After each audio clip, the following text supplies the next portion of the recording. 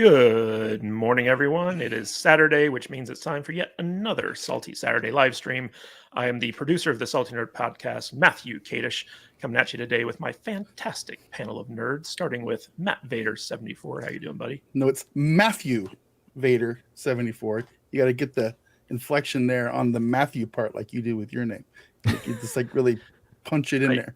I should have just introduced you as Santa Claus. Honestly. Yeah, whatever. I'm getting there, right? It's getting close. Couple more inches. Yeah. Ho, ho, ho. Mother effers. Yeah, okay. So, yeah, there we go. And with us, as always, is Brian from the Popcast. He's here. He's queer. He's our representation on the panel. Ready to party. Ready to party. That's right. And joining us, now that he's gotten all of his technical issues taken care of, is Mexican Iron Man. You would think a guy named Mexican Iron Man wouldn't have so many technical issues, but he does. He was supposed to be here last week, but now he has joined us and returned triumphantly. How you doing, Mike? You're muted. And he's muted. Oh, shit. How's that? Is that working? Yeah, there you go. There you go, yeah. I have returned triumphantly from my epic Wakanda rant. My computer problems. Yes, Mexican Iron Man should not have technical issues, but he is Mexican, so that always leaves it open for something. Yes.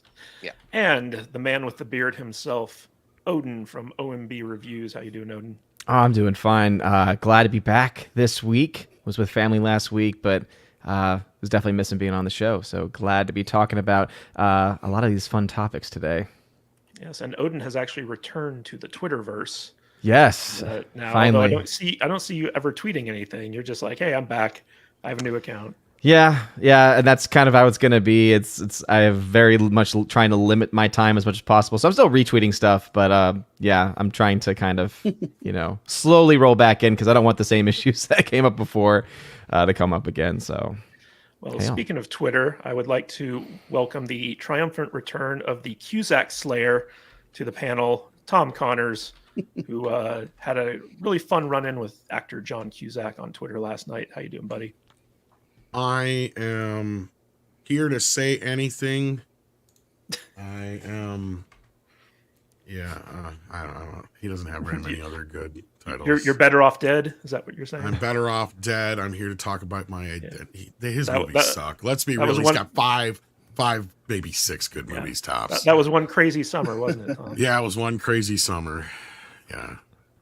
Yeah. It was one crazy night, though, with Lloyd Dobler last night, though. That's true. That's a real Con Air moment right there. Yeah, a little bit. Yeah. But, he's got a bunch of straight-to-video stuff. I can't remember the titles. But. Well, Gross Point Blank. That was another one. That was one of his good ones. Yeah. Yeah, he's got a couple good movies out there. Anyway, everyone, I want to thank everyone who's here with us in the chat. Anthony Mark, always good to see you, sir. Gavin Blackburn, Quantum Cat is in the chat. Joker Voice. We got Orwell's Son, Andre Anderson, Mr. Farnsworth, The Rogue Attraction is here. Shorty Short is here. Jillian N is in the chat. Thank you all so much for being here this morning. I just want to give a quick shout out to our top super chat ever, the Astro Nerd Boy, who dropped us $100 one time. Literally the largest super chat we ever got. And our most consistent super chat person, Fluffy Panda, donating to us very regularly all the time, although Joker Voice is getting close. He's getting close to unseating Fluffy Panda. And our top patron, Backyard TARDIS. Thank you all so much for your support. We really appreciate it. And just so everyone knows, we're going to have our ticker showing at the bottom here. And so like if you want to drop us a super chat, we will literally stop everything to address that super chat. And in fact, we've got one from Joker right off the bat here. Vader would be so kind as to call that up. I'm not paying attention. Hold on a second. Yeah. Trying to do tweets. Joker Voice for $10. First Star Wars, Willow at present, next Indiana Jones. Seems like Kathleen Kennedy's mission to destroy everything involving George Lucas is nearly complete. Hashtag Doomcock was right. Hashtag keep talking. Indeed, sir, we are going to be discussing all those things and more today. Krampus Jeebus is also in the chat. Good to see you. Richard Lawson, Brewing Bear, Doris Bove, also in the chat. Craig Daniels, seen a lot of new people. Darth Maul is here. Thank you all so much for being here. And guys, we got a lot to talk about today, so let's start talking about it. First of all, our head story. Indiana Jones 5 rumors were true. So before we get into this, the Indiana Jones 5 trailer launched. In fact, I can call it up right here if we wanted to. There we go. So Indiana Jones is officially called the Dial of Destiny. And we had... It was the dial of Yes. destiny, child. And we saw some de-aged Harrison Ford and stuff like that. So I wanted to get everyone's kind of like general opinion of the trailer before we get into all the Doomcock stuff. So Matt Vader 74, what was your take on the Dial of Destiny trailer? Dial of Destiny. It sounds like a new album coming up by Fleetwood Mac or something, right? The Dial of Destiny. Well, we I don't lost know. Christy this week. Dial So of Destiny. I know. I think that's why I got Fleetwood Mac on the brain. But yeah, that was kind of sad. I don't know, man. It was a trailer, right? It was a trailer. It tickled the nostalgia bugs. We got to see a young Indiana Jones, with his little de-aging tricks. I don't know, man. I'm having a hard time with this. Because my inner child wants this. If it has to be out there, which it has to be, they're making this. Watch this thing. They're gonna make it. It's made. It's done. We're in the marketing phase. If it's gonna happen, I want it to be excellent. Maybe we'll get to go out with a fun and good Indiana Jones movie after that last abomination that was the Crystal Skull.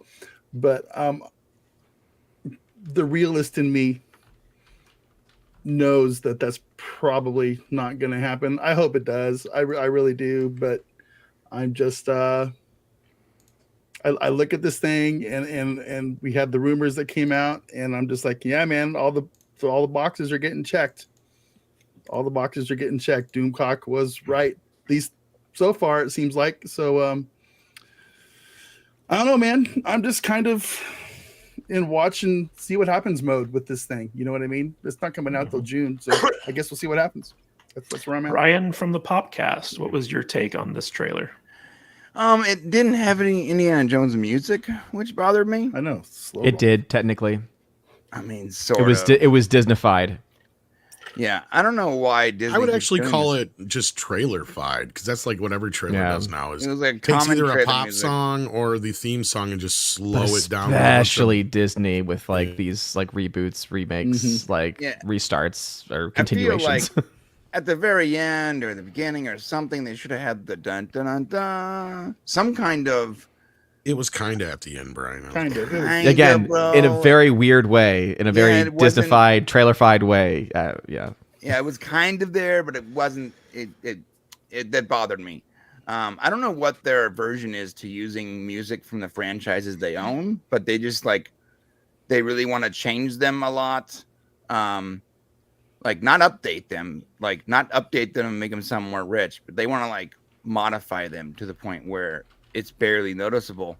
They did the same thing with Obi-Wan and Mandalorian. I don't really get it. Use the music that you own for the I don't think they franchise. want to pay John Williams rates. I think that's the I thing. mean, They're John trying to He say. Williams- supposedly did the music for this, so yeah. Yeah, does he own the music though? Or if you already paid him for the music, can't you use it? I don't. Maybe I I don't have to know give how that royalties. works. I don't know. Yeah. Yeah, he would get paid for it. He'd already Royalties, been paid, it would make the most sense. Yeah, so it drives me nuts. I didn't get to see that. The trailer as a whole was, I guess, okay. I feel like we are better at de-aging now than what we're doing. We've seen it done correctly, but then we've also seen it done really poorly. And this time was sort of in the middle. I'm interested in what the Dial of Destiny is, but it sounds like it's time travel, which means it's gonna be. Well, the dial is this thing where they twist it, and you get to pick which year you go back to. Oh. just, So is it kind of like a time turner from Harry Yeah, Potter? the time turner. You know what it Yeah. looks It's like? more like a DeLorean from Back to the Future. Yeah. It looks like the oldest computer they ever found, like that Archimist mechanism or whatever it was called. It looks like they're basing it on real artifacts or whatever, like they usually do. Like the Crystal Skull, that's like a real artifact, even though it was out of. So here's what happened. They find this this bomber, this Nazi bomber, in this hangar, and in the cockpit there's a dial that has different years on it, and they just use that dial to fly through the vortex, and then they come out in a different year. Yeah, the Nazi spaceship. You know? You guys saw the drawing of that? Yeah, and the cockpit of the Nazi spaceship looks exactly like the inside of the Millennium Falcon. Yeah, I think the Nazis are still around. They're on the dark side of the moon. We're not supposed to say that word on YouTube, are we? We're done. Well, if you're referring the to rules Trump's are different every supporters, day, it's okay. so- I don't understand. Wait. Let me fix this. I hate Trump. Fix it. Oh Jesus! Yeah, and Brian's queer, so like, And I'm queer. Yeah. So no, we're good. We're good. He's protected. Yeah, Mexican Iron Man. What did you think of this trailer? A little underwhelming. I expected to be a little bit more wowed. These teaser trailers are a real problem because I don't know what they're generated to do. I don't know what the real purpose is because I didn't get any story. I didn't get the music. I did get a little emotional vibe at the beginning with the opening with our boy from, the first movie. But without getting into the politics of the Twitter stuff about the rumors, I'll just say that, man, my fingers are crossed for this one because this is a huge. Yeah, I make this comment a lot. Like, it's one thing when you piss off the nerds. It's one thing when you piss off the geeks. It's one thing when you piss off the sci-fi crowd. This movie has universal appeal. And I know a lot of normies that are looking forward to this movie that are not in our sphere of rumors and fandoms and nerdoms and stuff. And I don't know. I'm kind of flatlining on this one right now. I think it's exactly how I feel, Mike. Kind of. And I'm really surprised that I'm flatlining because Yeah. I tend to be a tequila bottle, despite my ranty behavior sometimes. I generally tend to be a tequila bottle half full kind of Mexican guy, whoever cut this trailer, I think they could have done a much better job with whatever footage they've got. I think they're trying to give us little glimpses of member berries, but it's falling on deaf ears for me. And I didn't expect to flatline. I expected to say, hey, the rumors may or may not be correct, but hey, this is going to be good. That's what I thought was going to happen when I hit play. And instead, when I was done, I was like, oh, that's my reaction. So, Right. Odin, what was your reaction to this trailer? And do you think it's weird that they never released an Indiana Jones 4? I was just gonna mention. I think that what's amazing about it is it seems that all of these major Hollywood studios are using or seem to be using the same exact trailer producers because every single one of these big budget films, whether it's adapting something that's never been adapted or readapting or continuing, again, just any of these big stories, big franchises, they always have the same type of trailer where we're relying, as was being said, right, about on member berries, right, to a various extent. I mean, there was a lot of them. I mean, at one point you had the giant boulder being shown, you had the whip being shown, you also had the music, and the music was, again, changed. The music was altered, and it just was so poorly done as well. Like, the music's already so rich. I mean, John Williams, there's no one who does it better. Why in the heck would you ever want to even, dial even a little bit, change it even just a little bit? And then getting back to one of the issues that I had with it was mentioned before also about the de-aging. I want to know what the hell happened to the people that worked on the de-aging for the first Ant-Man film. Because I haven't seen them. Disney has, again, made all these different films where they've had de-aging, and none of them have ever matched what they ended up doing with Ant-Man. I have not seen anything. Right. And so I don't know who worked on it. I don't know if it was the technology or what, but something's not right because none of it's looked good since then. I have not seen de-aging done well since really the first Ant-Man, to a certain extent that even the second Ant-Man didn't do it as well as the first one, it seemed. But yeah, boring trailer, member berries galore, and I think, as you mentioned, because many of us refuse to believe that there is such thing as an Indiana Jones 4 Crystal Skull.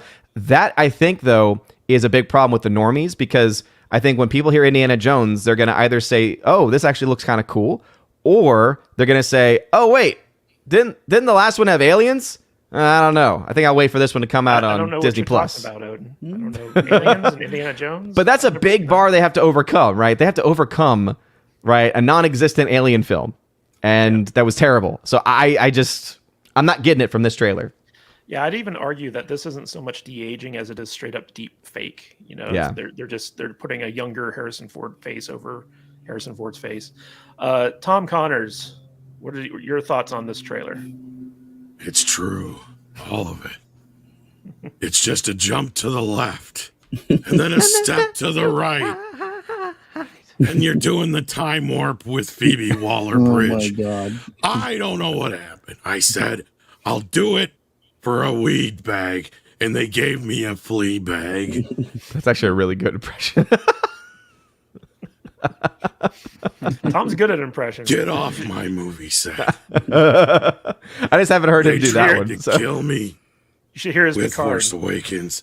And they tried to kill me with this one. But I flew a plane and it didn't kill me. You can't kill me. Crashed 4 times. So in I the think you same love the flight. trailer, Tom. What that true? trailer? The one where It was a Indy- trailer. I didn't agree to that. All right, real quick, we got a No, super I- sticker I- from Go ahead. we got a super sticker from Gavin Blackburn for 99 cents / pounds. I don't even know what they use at that. It's Straight 47 cents. 47 cents. I think. we Which you always could keep appreciate 10 of. always appreciate your super stickers, Gavin. So Yep. Tom, go ahead, give us your thoughts on. I agree with a lot of you guys. I mean, this didn't even feel like an Indiana Jones trailer to me. But of course, I, like the rest of you guys, can see past, the veneer, right? Like I can see through all the bullshit. But of course, I like the rest. That was weird. Yeah, it was.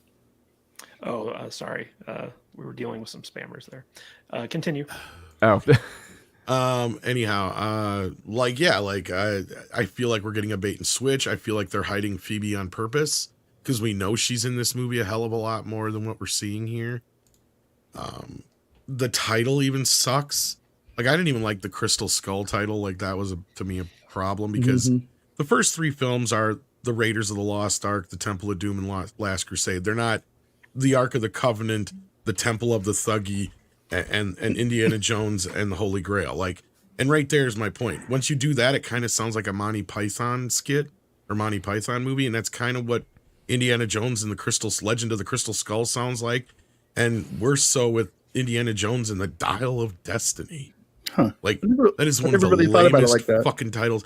And Odin's right. Like, we've had the same 2 guys cutting trailers since 2014. That's what it feels like. Like it's the same. Like everything in this is just like the Force Awakens trailer, and every trailer has these stupid trailer lines, and they never make any sense. In this one, it's doesn't matter what you believe in, as long as how much you believe in it. And it's what like, are the chances that it doesn't make it into the movie? Because that's another trope too. They put lines in the trailers that don't make them. well, it's kind of like it's always those stupid trailers. There's nothing to fear but fear itself. It's like okay. And I what the fuck does that rebel. got- Yeah. Well, it's funny. Rebel, therefore I rebel. All the good Indiana Jones movies have to do with religious artifacts. There's that too, And, right? and it Him feels like being a this one, skeptic and all, yeah. yeah, it feels like this one's going for sci-fi again instead of like religion, Which or was the mysticism or last whatever. movie's Yeah, big mistake because Steven Spielberg didn't want to do that movie for that script sat around for like 7 years because George was insistent that he wanted to do it. And Steven's like, I just don't see Indiana Jones mixing with aliens. And he's like, why don't No. aliens? You will do aliens. Interdimensional aliens. You will do aliens. beings. did you guys Interdimensional see beings. You will that do quote aliens. from You will do Kathleen? the aliens. You will do Did you guys see aliens. that quote from Kathleen Kennedy about how she basically threw George under the bus for Indy 4 on that one, where she was like, yeah, everyone didn't really want to do it, but someone had ideas. I forget the quote exactly. Well, it's never so her I fault, can right? picture I mean, it. she never takes blame for anything. So She's only the one in charge, right? yeah, So, Well, not her she wasn't fault, in charge when that movie came out, but yeah, she was She's very still much a producer on it. Yeah, it's true. But I mean, like, if Spielberg can't rein in Lucas, like, who can? This is you know that scene in Jay and Silent Bob Strike Back where Gus Van Sant's just like, Just counting the money. yeah, Ben, I'm counting. That Ben, I'm was busy. Steven's. I'm busy. Yeah, I'm busy. I like Like them that's apples. Steven Yeah. Spielberg in directing Indiana Jones and the Crystal Skull. He's just like, George is just like, are you gonna direct the scene, Steven? Like, George, I'm busy. Busy. Oh, okay. You will deliver okay. your lines. I'll do it. You will deliver your lines. Deliver How? your lines. You will All deliver right, them. guys. So now that we've gotten everyone's take on Faster, the more trailer, intense. let's talk about this trending hashtag of Doomcock was right, where basically, for those of you who don't know, Victor von Doomcock at the Overlord DVD channel has been reporting on the rumors of the storyline of Indiana Jones 5 for quite some time. And there's a lot of stuff going on about time travel and about how Phoebe Waller-Bridge's character is going to be replacing Indiana Jones and stuff like that.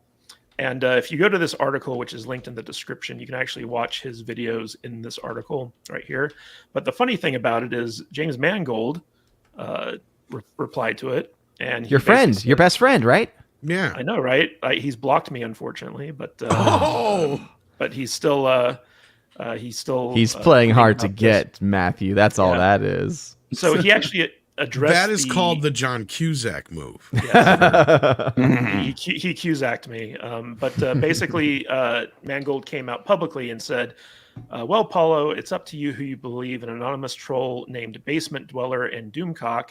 I think he was referring to me here because that's what he called me when, even though I haven't really reported on this at all. Doomcock, tabs. or the actual director of the film, no one will ever replace Indiana Jones. Not in any Actually, script, not in any cut, I have to never correct you there. discussed. What he's doing is somebody had tweeted out, "Oh, but Basement Dweller 32 told me this, that, and the other," making fun of Okay. the Scoopers. And Mangold invoked Doomcock's name, obviously not realizing that Basement Dweller, whatever he said, was a fake name. Okay. So yeah, so So- Mangold actually is the one So, who but has Doomcock right on the after brain. Yeah, sorry, my bad, Matt. right after he tweeted this, mainstream media started saying Phoebe Waller-Bridge set to replace Harrison Ford as star of Indiana Jones films, and then James Mangold basically blocked everyone who's talking about this story. But it's kind of funny because like we have this 2022 is really the year of Doomcock because we had She-Hulk make fun of Doomcock, we had Doomcock get manhandled by Mangold, but we also have Doomcock trending constantly on Twitter now that they've removed all the restrictions. So hashtag Doomcock was right was going out, and basically as soon as the trailer for Indiana Jones 5 dropped, and we got to see certain story elements there, everyone was like, "Oh, Doomcock told us about this," in his previous videos. Mhm. So it's very obvious that that there's something to his scoops. I've heard rumors that they've shot like multiple different endings to this. So like if it doesn't test well with audiences that Phoebe Waller-Bridge replaces Harrison Ford, they can like change it up or like whatever if need be. So I want to hear your guys' take on this. Tom Connors, what do you think of hashtag Doomcock was right? Well, I mean, of course, we can't verify every rumor that he has said. But he's not the only one. There's others that have, like I think it was Daily Mail and a few others had come out with a few leaks too. But yeah, as far as the time travel factor goes, clearly there's a time travel element to this movie, so that's true. We heard the Yahtzees. I mean, we all knew that was going to happen, but the elements of that are kind of falling into place. This feels a lot like The Rise of Palpatine all over again, because if you'll remember, like the leaks that came out before that movie just before that dropped, most of them turned out to be true, and what ones weren't were probably due to the reshoots anyway. So, and even then they were denying, there was no screening. It's like, well, for no screening happening, these leaks were sure pretty accurate. Yeah. So when they say that, they mean there wasn't a test screening to the normal public, but they do screen these movies for like people inside the company, right? Like between the cast, crew, other people to kind of gauge things.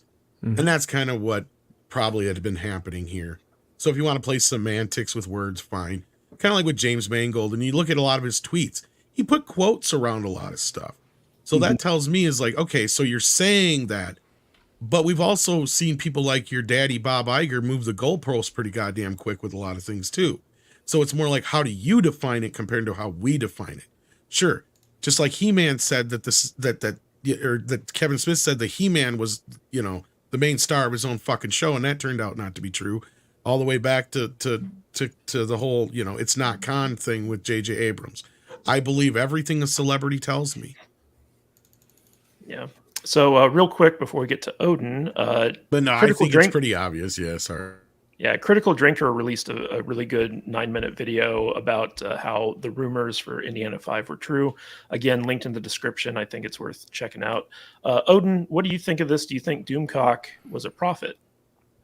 Well, I guess I don't really follow rumors a whole lot. I used to a lot, in my early days, but now I focus more on box office and numbers and stuff like that.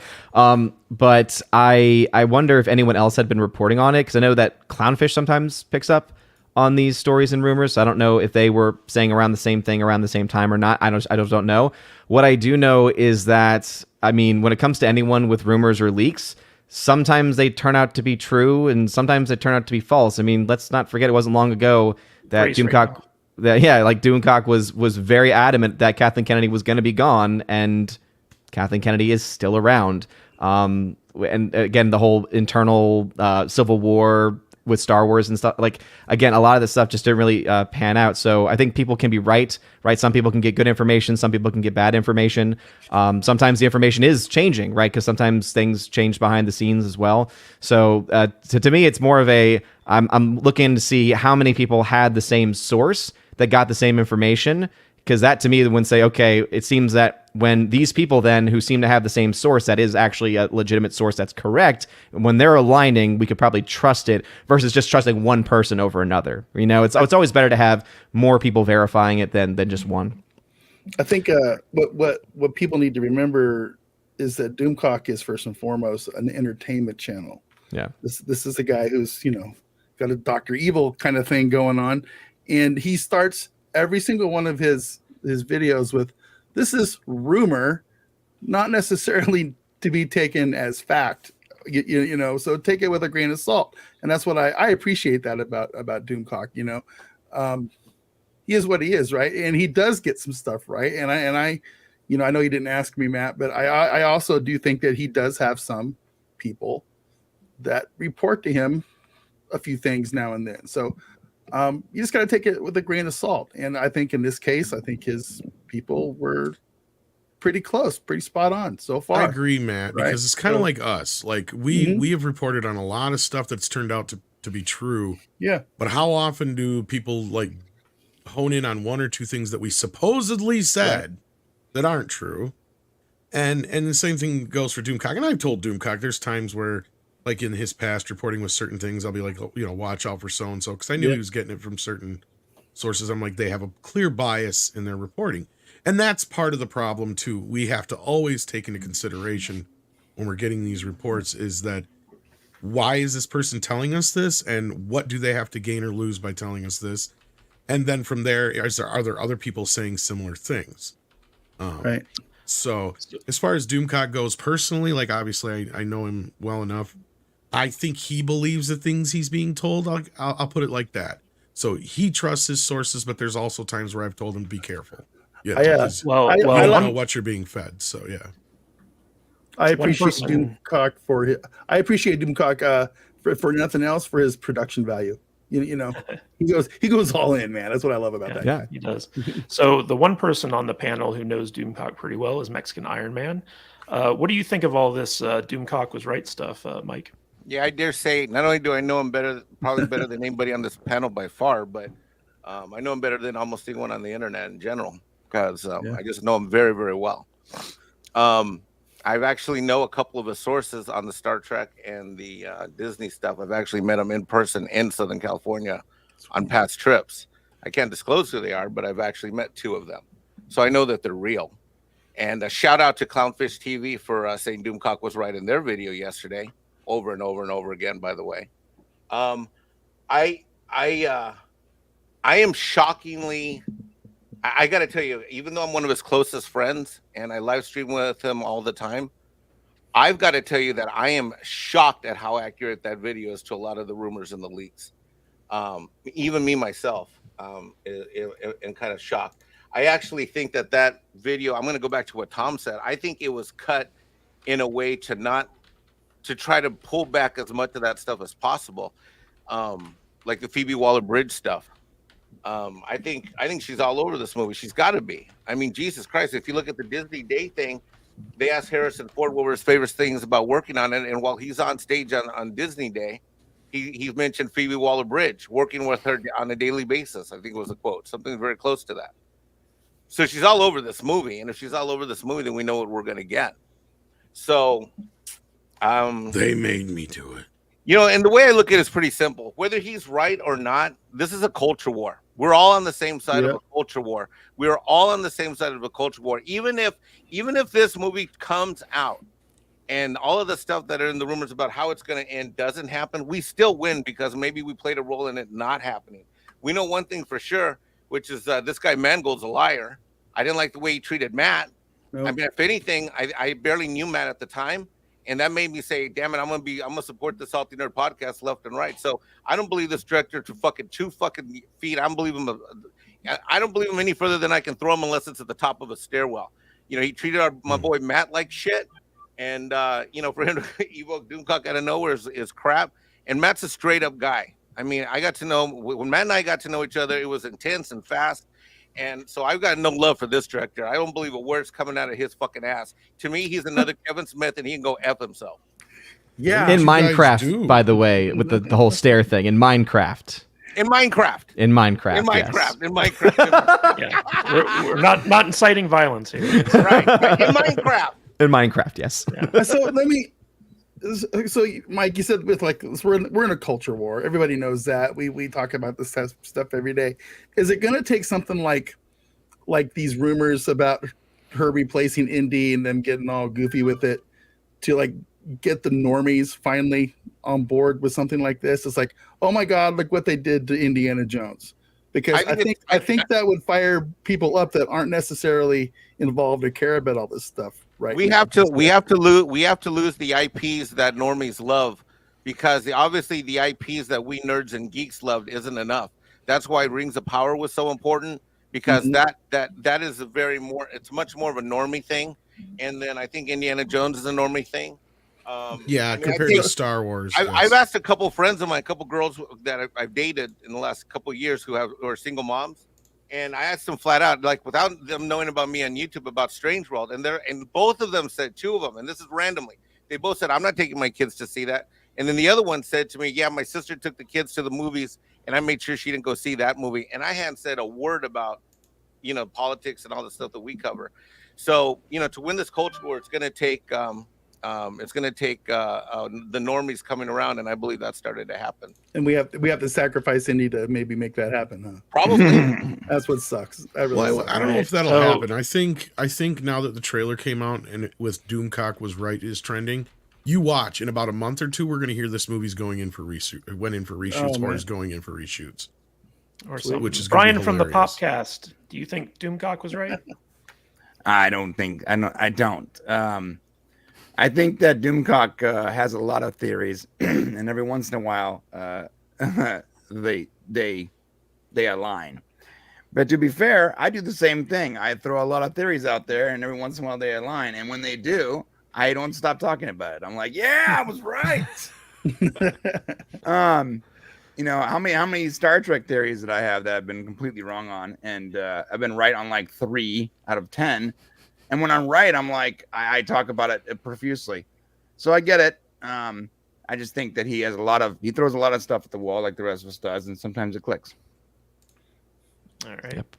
So speaking of franchises being ruined and all this stuff, culture wars, let's talk about Willow for a second. So the series of Willow premiered, and we have yet another controversy surrounding the showrunner of the series, Jonathan Kasdan, who was the co-writer of Solo and a bunch of other Lucasfilm stuff, coming out and saying that the show is queer-centric. And just to kind of give you guys rundown of this.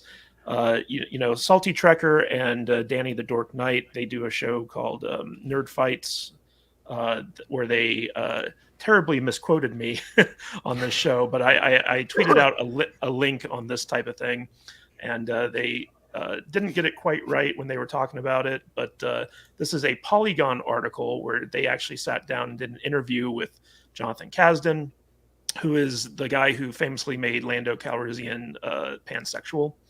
And in this article, we all know Polygon is a very left-leaning kind of like publication, and they really kind of hit on the fact that the characters Kit and Dove, Kit being the princess and Dove being her, I'm sorry, the prince and Dove being like her his girlfriend, but there's also a story between the princess, which is this character right here, and her friend, who's a female knight in training. And basically, it's if you watch this excellent Nerdrotic video, which again is linked in the description, where Chris Gore, who got access to the first 3 episodes early, kind of gives us a look at like what happens here. So in this episode, the very first episode, it starts off with these two kind of sparring in like a sword duel to show like how much of girl bosses they are. And then later on in the episode, it's very obvious that, you know, the princess is gay for her best friend, and they end up kissing and all this other stuff. And in this article, they ask, how did a queer relationship come to be the core of this show? When did it enter the process, and was there any pushback? And Jonathan Kasdan says, there was no pushback. What's interesting Just is plenty of scissoring. Yeah. I hope and I believe that we're at a moment where you're going to see a paradigm shift in that. And hopefully the way it's going to happen is that these kinds of queer stories, particularly like this one, that were just organic to the narrative we were telling, find their way in, and it becomes less of a surprising and unusual thing to see because it's part of the landscape of the world around us, just like the diversity elements of casting. If you look at the original Willow, by no fault of anyone, it's not very diverse. And as we enter 2022, the world has changed modern audiences. In a way, we're absorbing entertainment, and the faces we're reflecting in entertainment have expanded enormously. We just hope the show can be growing as the world grows, just as, frankly, the movie was. And we should also point out here that basically Jonathan Kasdan got his start in writing for like Dawson's Creek and Freaks and Geeks. And Let's be more accurate. He got started in writing because of who his daddy is. Yeah, so he's definitely to be over. He's definitely the least talented Kasdan out there. But one of the biggest problems I had in watching the Willow show wasn't necessarily the queer centric story, but it was the terrible teen dialogue that was going on in the show, where it didn't sound anything like the time period. It sounded like they took millennials and popped them into a Willow movie. Well, they did. That's what they did. Yeah. In fact, Willow even uses the term toilet in the second episode. I'm like, they didn't have toilets in this world. They were called privies. But I want to go to our queer representation on the panel. Brian from the podcast. Yes. What do you think of a show finally representing your people front and foremost? Yeah, I was actually. You said it was obvious they were in a loving lesbian relationship. When I was actually taken aback by the sexual assault. When the princess she did not get consent at all. No whatsoever. She just dive bombs the poor helpless victim and then forces her mouth onto her mouth. In fact, her expression when she woke up being assaulted by the person clearly above her in station was shock. So hashtag me too, Willow. Me too. So Matt Vader 74, you forced yourself to watch 2 episodes of this series. What's your take on the queer centric Willow? Wow. He loves it. Look at that face. Well, after listening to your brother yesterday, dude, I don't know what I'm supposed to think. If I'm supposed to feel bad for the way I think about it. But yes. So look, I turned this thing on, right? And I don't know if I'm actually capable of watching a new show anymore without me instantly going into YouTube guy mode, because I just immediately see every box checked imaginable that they could make for it to be available, for it to be eligible for awards and comments from, Rotten Tomatoes, left-leaning critics. I see a bunch of crappy. I don't even know what to say. It's just everything that is in this show seems wrong to me. I mean, there's no. You know what? Move on. I need to collect my thoughts here a little bit because I'm not sure how to say it. It's just so bad. It's just the dialogue's bad. The characters are bad. They got all the check marks put in there. I immediately thought that they were Han Soloing Mad Mardigan. And I'm dialing that back a little bit because I feel like they're going to sprinkle in a little bit about what happened to him as the series goes along. But they made us feel that way in the first episode, right? They say, oh, he's a deadbeat dad. Mad Mardigan's a deadbeat dad. I mean, they clarified though. They did a little bit. I'm going to give him that one. It doesn't take away the fact that you got Sorsha basically saying she regrets marrying him in so many words. Right. Hit me like a motherfucking ton of bricks. I'm like, are you fucking kidding me? Yeah, Sorsha's kind of a bitch, right? I mean, well, she was in the actual. Yeah, movie. but that's not the point. She's sitting there. You've been with this man for almost probably 20 years from the looks of the age of the kids. You've had 2 children with him. You were supposed to adopt this other child that you turned into a fucking servant. Yeah, I didn't know. That was terrible. Let's not even go into that, right? But in all fairness, hold on a second. The thing that I thought was really weird was how they took the trope of the princess that needs to be rescued and they flipped it. They kidnapped a prince, the only actual white dude in the show, right? And they made him the little princess that needs to be rescued by the strong female lesbian couple and their band of misfit,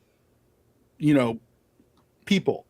I did find myself identifying with the prince right away. It's a weird flip of the trope, and it just is what it is. And people can say I'm being picky and stuff, but I'm not. They reverse the trope to make the women strong and the men weak, right, Mike? So I don't know. Borman's pretty strong, man. Okay, he's clearly the best warrior there, but he's not Mad Mardigan. So no, he's not. He's the replacement for Mad. Yeah. So I'll leave it at that for the moment.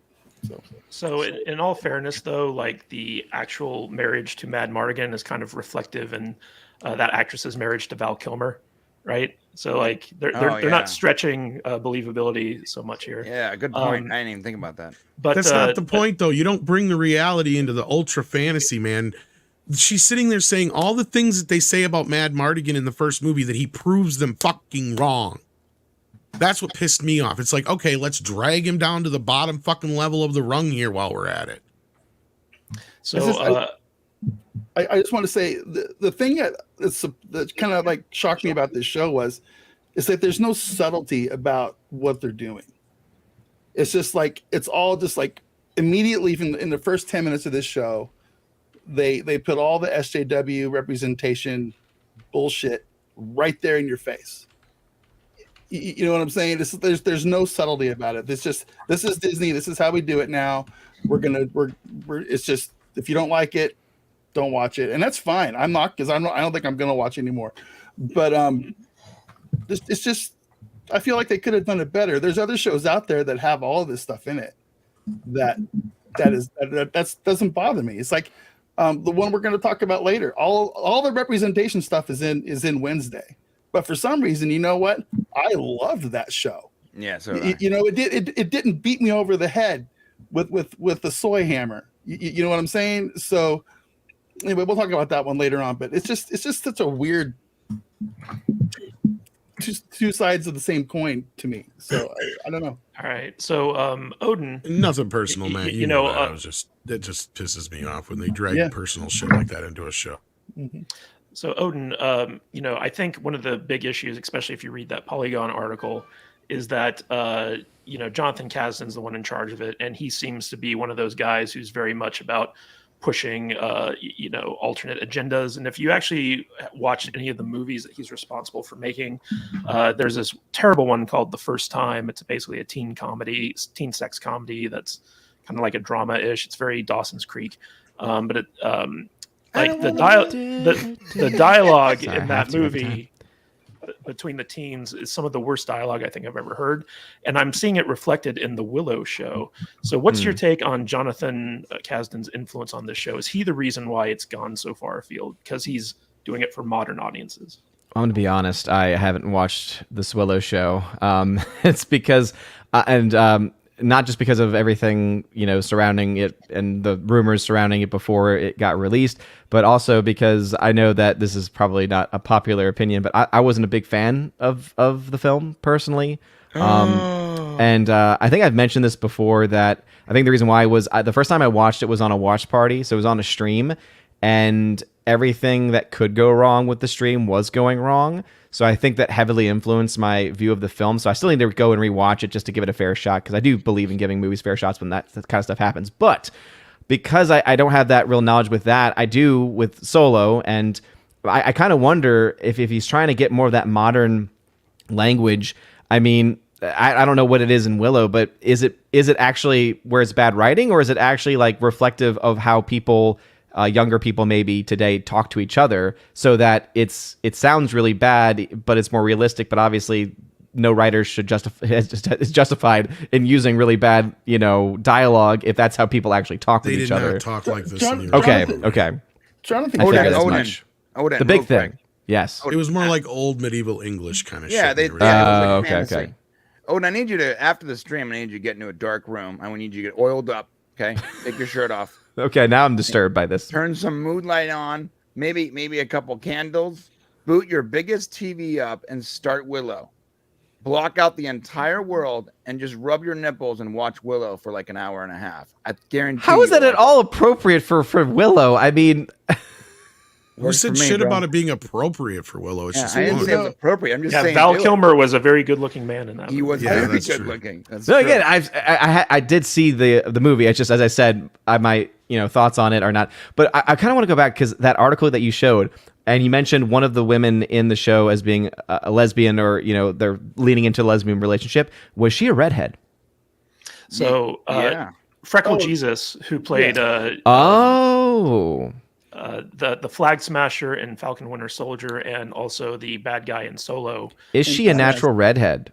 Yeah, she is. Yeah. Okay. Notice this. You know how they always That's proof do that Matt away has seen the carpet. with redheads? You know how that's been a big trope, right? Redheads being recast and race swapped. true. Notice how the first time they actually have a redhead, she is mixed race, or again, looks mixed race at the very least, but not just again a redhead, but a lesbian. So they have to have like a caveat there. They can't just have a regular, just plain redhead in any of their stuff anymore. Why does Well, Hollywood hate redheads? They might as Yeah. well have cast. They might as well have cast Frosk in the princess role, because this is the most boyish looking princess I think I've ever seen in anything. Did you say boyish or goyish? Funny, she doesn't look Jewish. Exactly.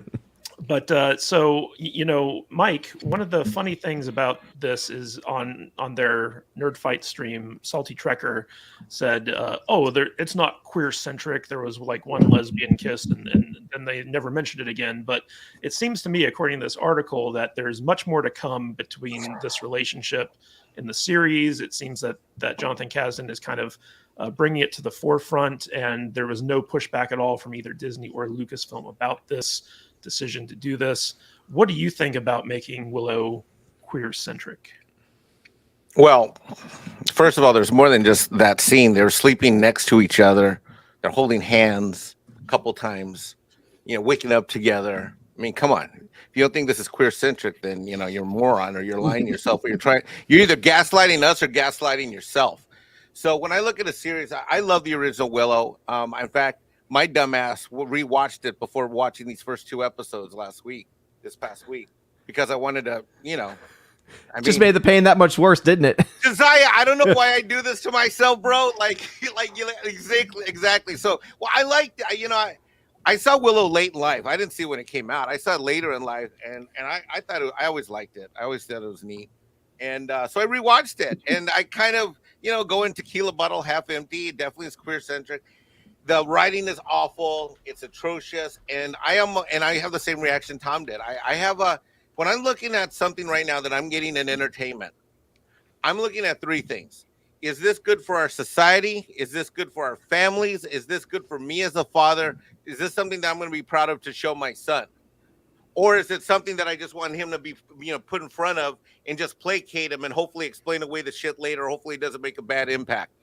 And that's what we've got here. So we've got something that's not good for society. It's definitely not good for families. And it sure as heck doesn't make my job as a dad any easier. My kid's not going to see it. Just like he hasn't seen anything else. Just like he didn't see Strange World. Just like he didn't see Lightyear. Just like he didn't see other stuff.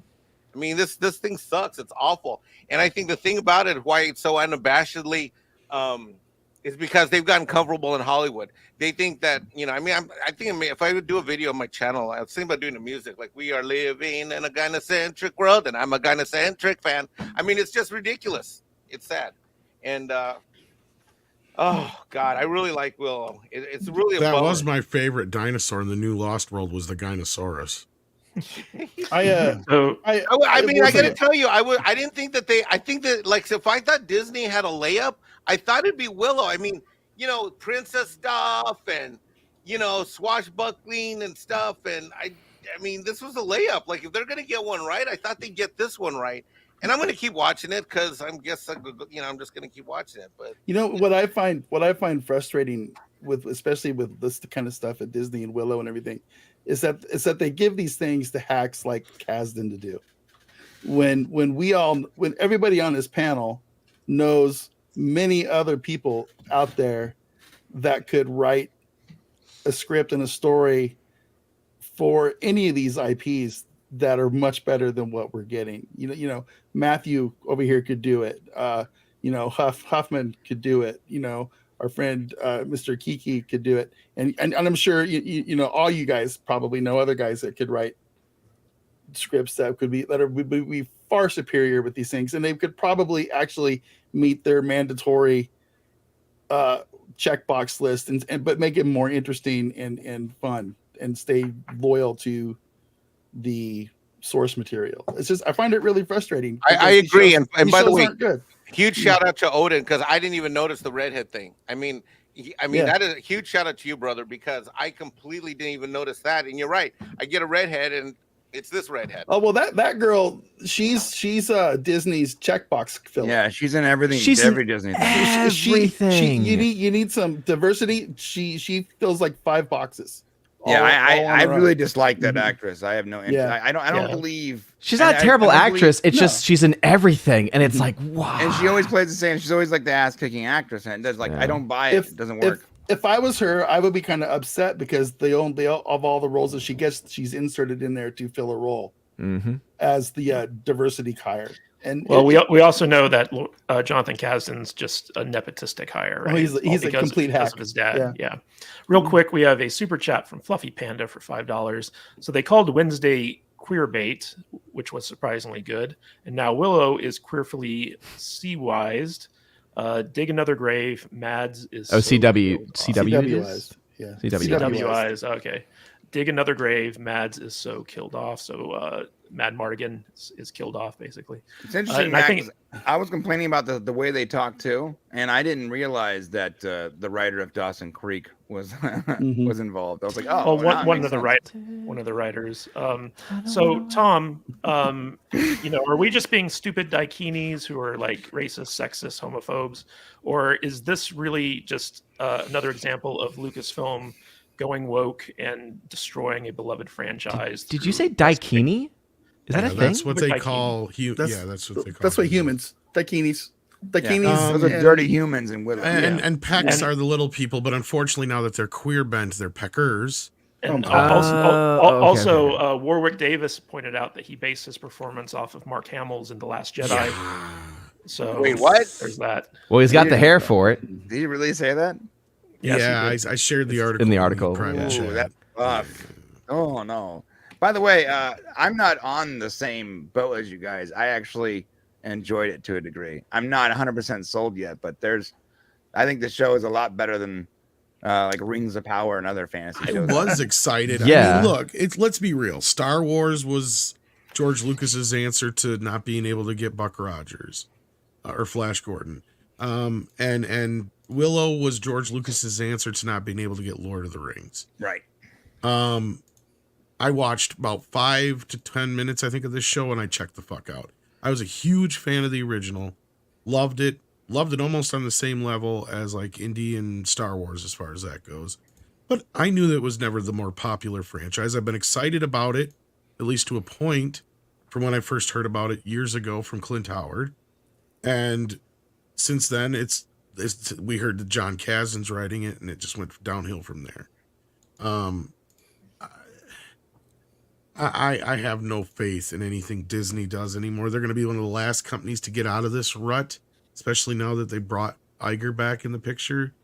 You might as well just figure they're not going to learn any lessons until they're practically bankrupt at this point. So speaking of Iger, our next story is about Bob Iger taking over and not changing a darn thing about Disney's woke culture. There's a very interesting, there's a very interesting article in Bounding into Comics where basically it highlights this kind of Q&A that Bob Iger did, where he sat down and basically answered questions directly about this topic. And they basically asked him, will Disney stay out of making political statements? And basically, Bob Iger said that, no, we're still going to make political statements. We're just not going to be as loud about it. So like they're still going to go really, really woke, but they're not going to draw as much attention to it as they have been. And to hear his talk about Disney and stuff like that. Actually, there's a little more to that than that, Matt. And I'll let you talk about that when we get to you. But basically, he came out and just said that, like, look, sometimes we have to push moral messages, even though they're not popular, and we're going to be tolerant and have our core values represented. We're not going to lose that, but we're just not going to be as in your face about it as we have been. And a lot of people are kind of misreporting this story as like, oh, Iger's walking back from the wokeness. But he's actually saying like, oh, we're going to continue the way we have been. We're just going to not get caught doing it. So, Tom, you have a lot to say about this. Why don't you go ahead and take it? Well, no, I was just your original initial statements. Like, to me, from what I saw, was more goalpost moving than anything. Because his first response to that was, what we see as political, we don't see that as political. So that to me is him just moving the goalpost away from that and saying, yeah, we're going to continue to do that thing because we don't see that thing as political just because they do, and that's what I heard out of his mouth. From there on out, everything else was just bullshit, more bullshit. Yeah. So Odin, you run a political channel where you have very strong opinions, and still technically it's there. Yeah. Yeah. Still technically. So what do you think about this? Do you? Well, first of all, you're a numbers guy, so you know that Disney's latest woke forays into animation have been really underperforming, like Lightyear and Strange World. So maybe you can tell us a little bit about that and why Bob Iger feels the need to not shy away from that. I listen to everything he says, and I don't buy into it. I think that what was just said also is just going to continue. It's going to still be there, whether it be overt, whether it be subversive. I think that Disney for a long time now has been all about the subversion, right? Whether it's the subversion of expectations of Rian Johnson and The Last Jedi, or whether it's the subversion of morality and moral principles. I think that we are starting to see that, because people, I think, were saying a lot of somewhat similar things about even Bob Chapek, but we saw a lot of things come from him, and also all the things that would have been already in production before he took over that came out would have been under the reign of Iger, if I'm not mistaken. So for Iger to say any of this, it just comes across as incredibly disingenuous. I don't buy it for a second. And I think that if he is being honest, then I would be that much more wary about the content that comes out from Disney, because sometimes that subversive content can be a lot more effective than the more overt content, right? Because the more overt content is there where parents can say, oh, oh, okay, no, never mind, I'm not letting my kids see that, or oh, no, never mind. Whereas if it's subversive, they don't see it necessarily right away, or the kids now with different language being taught various things in schools pick up on things differently, and so therefore they pick up on that messaging that's a little bit more under the radar. So yeah, I think that ultimately it's gonna be interesting to see where these animated films going forward, because Lightyear, lost over $100 million. This film set to lose over $200 million in Strange World. So their animations have really been struggling. At least a couple of their big animations have been struggling. Lightyear's the big one, I think, for sure. That film should not have lost any money. I mean, just on paper. So I think that was also going to be interesting to watch, at least when Iger's concerned, is when does the deals with China come back? Because that, I think, is going to be also very telling, because that might be how he tries to pad some of the numbers, is if he works out a deal in relationship with China, that obviously can add a lot of money to make things look better than what they are. So Mexican Iron Man, back in 2019, there was talk that Bob Iger was going to run for president. He is a consummate politician. He obviously toes the Democratic Party line on a lot of their identity politics and social issues and stuff like that. And now that he's back in power, back when he was running things, Disney was very effective at layering in messaging into all their stuff without being called out and losing all their tax credits in Florida and stuff like that. So now that he's back in charge, how do you think that's going to affect Disney movies going forward? I believe that, all the movies that we hate, that we've gotten sick of, came under his regime. I don't trust this guy. I mean, he is a politician. He even referenced, when he got the announcement, no one really reported on this, but one of the comments that he made is that his wife was excited that he was going back to Disney because she wanted him to not run for president in this upcoming cycle. For this guy to mention that in the interview, because that wasn't the quote, it was like on the third, it was all the way down to the second page. That told me that this guy still, first and foremost, is that politician of which you speak, Matt. And politicians, by definition, by and large, are liars. I don't trust this guy further than I can throw them. While my heart sank when the announcement came that he was coming back, on the flip side, I almost hope he runs this thing into the ground. Nothing good comes of Disney at all, from where I stand. This is a guy who's given us what we've gotten, and he's not a great businessman. This great deal maker mythos. I mean, to me, he's just another Karen wife. I mean, you give this guy a credit card, he goes and buys $4.5 billion Lucasfilm. You give him a credit card, he goes and charges it up for $75 billion with Fox. To be this amazing deal maker is where you take something that's undervalued, you bring it together, and you create what's called synergy, and then you add value by creating a new offering of these things coming together. That is a great deal. A great deal is where there's a win-win. Under the Iger leadership, all we've gotten are losses. We've gotten cultural losses, we've gotten IP losses, and as Josiah's mentioned, we've got nothing but subversion. And as far as I'm concerned, this yo-yo this company is hugely over leveraged. I don't know how they're holding it together. There's got to be, if you look at their balance sheet, which I'm an auditor by trade, and the tax guy by through my business, I don't know how this balance sheet is sticking together. How they've managed to maintain their credit rating just absolutely is just astounding to me. So I don't know what the future holds, but if there's a guy to bring this company to the ground, this just might be our guy. Well, and the weird thing is Mike's right in that sense, like at least the way I see it with Iger, because he literally had like the dream team put together. It's like you have Michael Jordan, Shaquille O'Neal, and all these guys on one team, and you decide to bench them all and put in Joe Schmo, nobody, because you've destroyed all these properties. Like Mike said, you could have had perfect synergy across the board. You could have had Pixar making Marvel movies and Star Wars movies. You know what I mean? You could have had all these things. You could have had a Darth Vader show, a Young Yoda show, all these other, what happened between the movies with Luke Skywalker and rebuilding the Jedi. And if you actually made Star Wars movies that people actually like, who cared if they were just rip-offs of the original films? They still would have been better than what we ended up getting. And that's why I didn't complain too much about The Force Awakens, because I'm like, well, at least it was kind of a Star Wars movie, even though it was the same one we had originally. It still was a Star Wars movie. But at that point, they lost the whole vision of it all, and it became instead of, oh, we've got to corner the boys market, how do we make these boys properties for girls? And that was where things went off the rails along with the woke shit. So real quick, we got 2 super chats we need to get to. First is from Joker Voice again for $10. Thank you, Joker. Willow also breaking canon with Elora Danan not knowing who she is when it's pretty clear from the original film that she absolutely knows who she is and what her purpose is. Hashtag keep talking. Yeah, I don't think Jonathan Kasdan's too concerned with canon when it comes to Willow. And then 52 movies a year for $4.99. Mexican Iron Man. Perfect summary of Igor's legacy. So Brian, Bob Iger, he was the one who basically came in and he mandated, okay, we got to put out a new Star Wars movie every year. We're not going to use George Lucas's treatments for the sequel trilogy. Solo underperformed, so we're going to stop doing movies and we're just going to pivot to TV shows. He's a CEO who has taken a heavy hand in the creative calls for, his movie and TV division.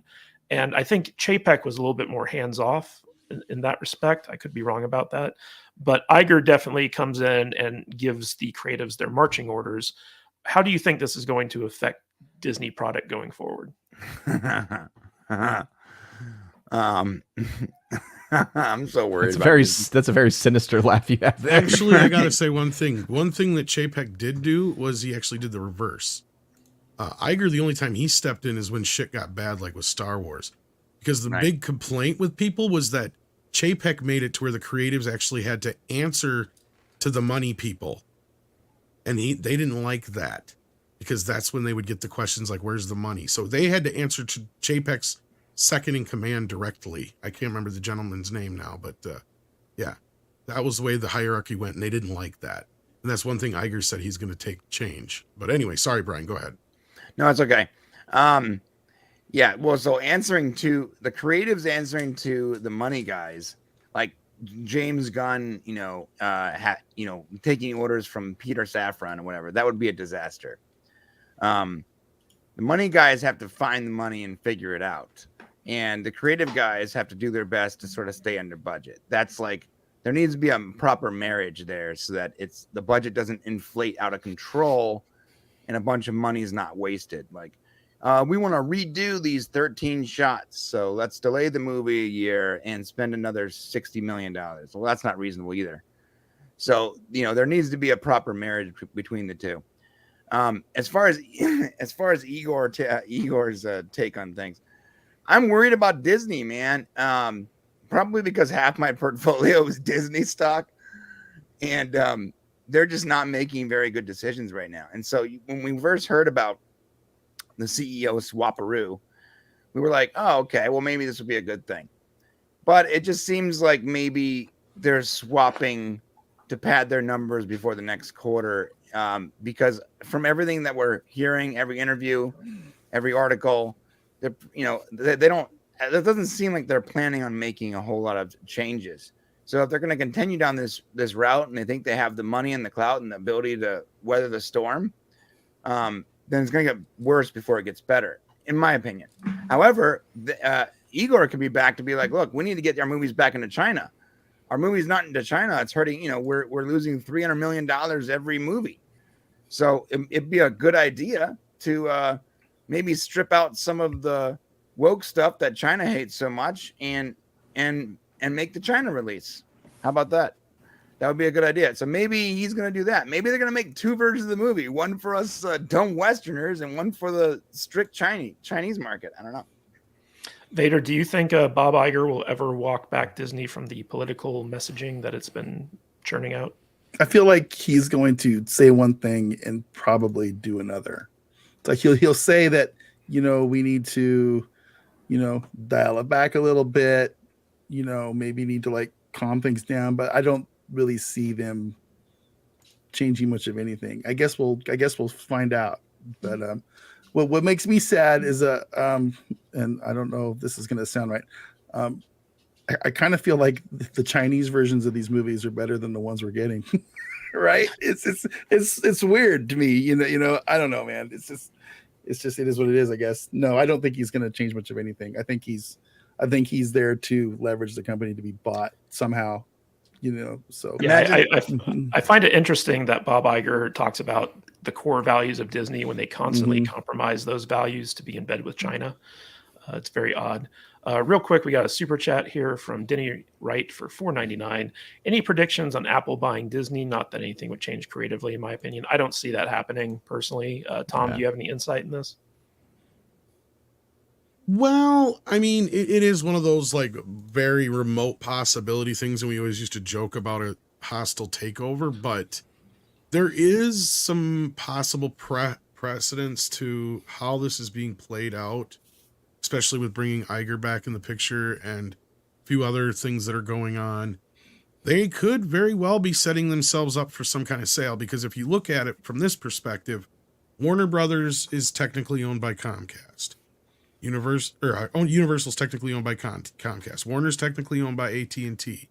So those two companies have, two big, huge communication companies behind them. For a company like Apple to acquire Disney is not out of the realm of possibility. I don't necessarily see Apple wanting to be in the theme park business, though. Right? I see, if anything, Apple will want Disney's entertainment side of things. They'll want that in the Fox catalog. They'll want to be able to do like have iPads that are Darth Vader and R2-D2 themed and stuff like that. And then be the exclusive place where you can get Disney and Fox stuff. Like, that's what iTunes is all about, is the exclusivity of it all. And the Apple has their proprietary shit, to where you have to have everything be Apple, So in that sense, I could see that being a marriage in their eyes made in heaven. Now, would they be able to get it through the government and all that other stuff? That's a big what if. But I would not say it's out of the realm of possibility. I don't know if Mike would have a better take on it, though. So, speaking about companies being acquired, let's talk about some Twitter news, right? Twitter. Today, this has been a crazy week for Twitter. We're probably going to talk about a lot of stuff, but the big news this week, other than what happened last night, is that Kanye goes to Twitter jail. Now, we all know that Kanye West, and I'm not calling him Ye, I don't care what he says. Kanye West is basically making the rounds. I don't know what he's doing. He's kind of like a pre-presidential campaign thing. It really seems like he's got some handlers who are manipulating him to get him out here to double down on his crazy. But basically, Elon Musk came out and suspended Kanye's Twitter account, saying that he had violated his rule for incitement to violence. And basically, West praised the Nazi leader Adolf Hitler and ranted about sin, pornography, and the devil, all while calling out the Jewish people. And he was on Timcast not too long ago, where he basically walked off after about 20 minutes. And then he went on Alex's Jones show and InfoWars and did the thing that nobody thought was possible, which is he made Alex Jones uncomfortable with his I love Hitler and anti-Semitic remarks and stuff like that. And basically, he also posted a exchange of text messages with Elon Musk. I guess the two know each other and were kind of friendly. And Elon texted him, is like, dude, you gotta slow your roll on this. And then he started tweeting out messages of a symbol of the Star of David with a Nazi symbol on it. In fact, Jeremy from Geeks and Gamers did an excellent video all about what happened there, like the timeline of the exchange between Elon Musk and Kanye West. So that's linked in the description if anybody wants to check that out for context. But what is going on with Kanye? Matt Vader 74. This guy's presidential campaign is basically over before it started, right? Look, does he have an album coming out or something? No. I mean, if he had a new album coming out, I could see this as some kind of weird viral promotion to get his name everywhere, right? Because that's what he's done. He's promoting himself in the weirdest way, and he's all over the news. But what is he selling something? What's he trying to sell? What's the deal? Or is he just having a real crazy manic episode? Because he is really super bipolar, right? So I don't know, man. I kind of feel bad for the dude. He's crazy. He's just off the rails crazy, and people are just letting him be crazy. His friends need to like pull him back. If this was a family member of mine or a good friend, I'd be like getting the hook and pulling him off. It's like, yo, dude, you're not doing yourself any favors. You've already cost yourself millions and millions and millions of dollars. You need to dial it back and just go disappear. Go out into the woods, go to the cabin for a few months and just chill. Hot tub it. There you go. So I mean, if you can make Alex Jones, a little nervous, then you've reached a new level of achievement there. The look on Alex Jones' face. Not just that, make Alex Jones look like the sane one in the room. Right. When he was playing with the net and the camera goes Alex Jones and he's like this. What the F did Alex I do? Jones is just like, I got nothing. I made a grave error. Do you like my bone broth? Yee, do you? No, I don't know. So, man. Brian, Kanye West has been dropped by Adidas. He's gotten divorced from Kim Kardashian. His bank deplatformed him, so he can't even bank anymore. He's lost literally billions of dollars by coming out against the Jewish people in Hollywood. And now he's trying to mount a presidential campaign after kind of bushwhacking Trump at Mar-a-Lago. What is going on here? I'm Brian, I'm going to bust in here really quick, and then you can talk. Okay, how can he afford? I'm gonna let you finish. Listen, how can he afford? No, listen. How can he afford $200,000 a month in child support payments if he's not allowed to have a bank account? You gonna let him finish? No. That's all I had to say. Go ahead. Also, Brian, very very nice Balenciaga mask you had on a minute ago. Yeah. And so he went to dinner or lunch with Trump. This was hilarious.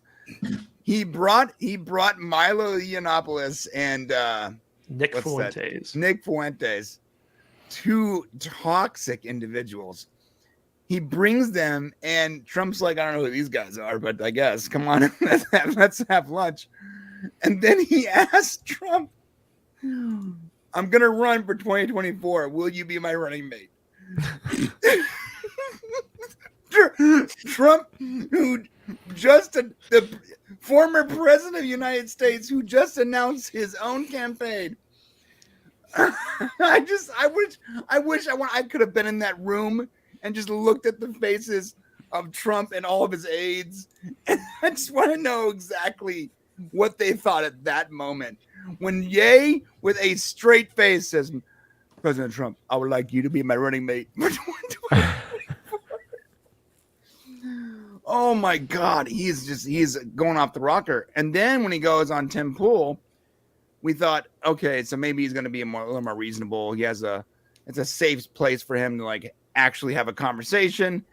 And Tim Pool, only because he wouldn't refer to all Jews as the people that have treated Kanye unfairly, Kanye gets upset and leaves through the wrong door, I might add. And you can see on camera when Tim Pool's like, I don't know, is he about to hit me right now? And then Alex Jones, wearing a full body covering, gloves, hats, the whole 9 yard, talking to I think it's a fish net. Some kind of net for like cleaning a fish. He was talking about Benjamin Netanyahu, and so he had a fish net and a bottle of Yoo-hoo.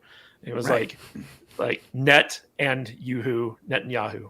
Oh, I thought it was because he's a gay crazy gay fish. He's a gay fish. Because he's a gay fish. So he's sitting there. He's like, I've killed the people, and I took your children away from you. And the camera, the look on Alex Jones' face, like, I don't think Alex Jones does a lot where he's worried about his decision. But at that moment, the look on his face was like, what have I done? This might not be good for me. When he's trying to read out to commercial and Kanye's like, I like Hitler. Yeah. That was one of the funniest things.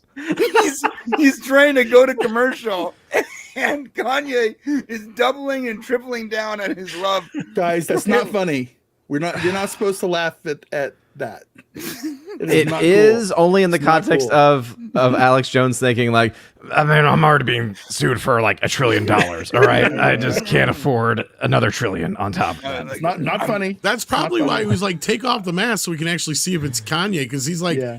I don't want to be sued for this shit. Make sure he gets sued, not me. So Tom, do you think that this is some Andy Kaufman level of trolling on Ye's part, or does he actually believe this stuff? It's funny. I referenced Kaufman, but I've heard some theories that are plausible. One being that he wanted to get dumped by all his sponsors and whatnot and get out of all of his contracts. I'm like, well, you could have just went the Prince route and changed your name, but I guess this works too. Well, he did change his name. That's how Prince got out of a lot of his stuff. But that's what it all boiled down to when people are like, why did he change his name to a symbol? That's why. As far as the rest of it goes, is it him going nuts? I don't know. I think he'll come out afterwards and say it was some kind of performance art thing. And it probably has something to do with, like I just said, he was trying to get out from under his contracts and blah, blah, blah, blah, blah. Otherwise, dude's just on a major meltdown roll. And this is the last we'll see of Kanye. The next we'll see of him is he'll be babbling in the street somewhere. I think You know. I think Fluffy kind of nailed it in that comment right there. Could be. Yeah, this is what happens when you marry a Kardashian. I think that is probably the truth. Well, think Really, about it. I've always thought Everyone Kanye married was, to a Kardashian either goes nuts or changes their gender. There's Yep. no in between. I mean, that's the thing is Kanye was already a bit out there. Yeah. I've never thought the guy was really like all there to begin with. And you're probably right. Living with the Kardashians was long enough to really send him off the deep end far, far, far. And I'm not even really joking. Like, I mean, he seriously has had some reality detachment for years. yeah, Whether also, it's chalked up to just being rich or whatever, I don't know. But yeah, Kim's also a billionaire, so why is he paying child support? I know, right? That just was beyond weird. me. Right. How does Real that quick- work? Doesn't she have more real- money than he does? Oh yeah. Yeah, real quick, we have 2 super chats we need to get to. Gary James Fukuhara for $19.99. Thank you so much, sir. Hello, salty nerd. Sorry to be off topic. Amazon could have saved a lot of money by continuing the last 3 books of The Expanse instead of wasting money on the first seasons of Rings of Power. Thank you all. Keep on being awesome. I think that's true. The Expanse is a very good show, and it would have been nice to see it continue. But For the obviously, amount of money they spent, they could have made like 18 seasons of The Expanse. Yeah. Oh, yeah, totally.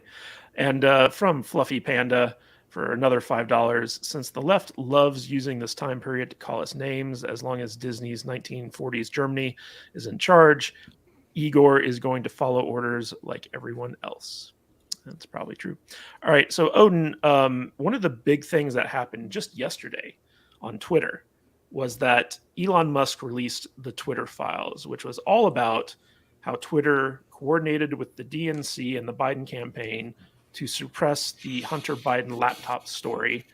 Now, we at the Salty Nerd, we're not really very political. We like to talk about trending topics and pop culture and stuff like that.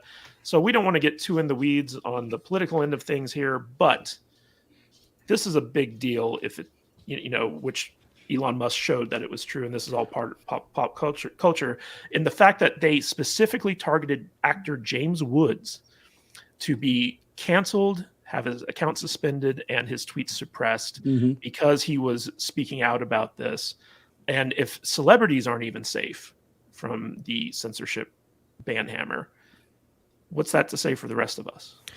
No, I mean, it's an excellent point. That's why it's one of the reasons, motivating factors as to why I rejoined Twitter, was because I liked what I saw Elon Musk doing with the platform. And last night, I think, just even further confirmed it, because even though I think that some people are saying like it was really not much of anything, some people are saying that it was smoking gun material, and I'm somewhere in the middle where it's like, everything that we were told last night, we pretty much already knew, but to have the confirmation, to have in a couple of cases the actual receipts themselves, right, where they're actually the communications of the Biden administration coming in and asking for certain accounts to be taken care of, and the response simply was handled. It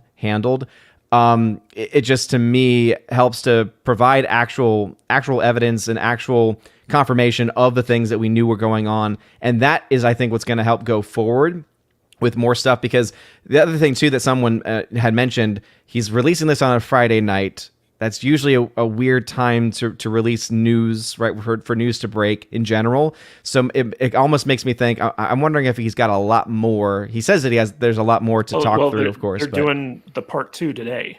Yeah, and so, but like, I'm just mean like in general, like I imagine and wonder how much more does he even have, not just for today, but even beyond, that could end up like being some type of smoking gun that could actually bring about actual lawsuits, right? That could actually bring about some type of action being taken. Because if you think about it, right, from a legal perspective, there's a question to be asked about whether or not, could someone like a Trump sue Twitter for taking an action that, from what at least polling suggests had an impact, right, on things. Like, it makes you ask those questions at the very least. Like, would this... James Woods came out and he said, I'm going to lead a class action lawsuit against these people who contacted Twitter to get them deplatformed. Absolutely. So it's bringing up a lot of really interesting questions, and I think that the fun's just getting started.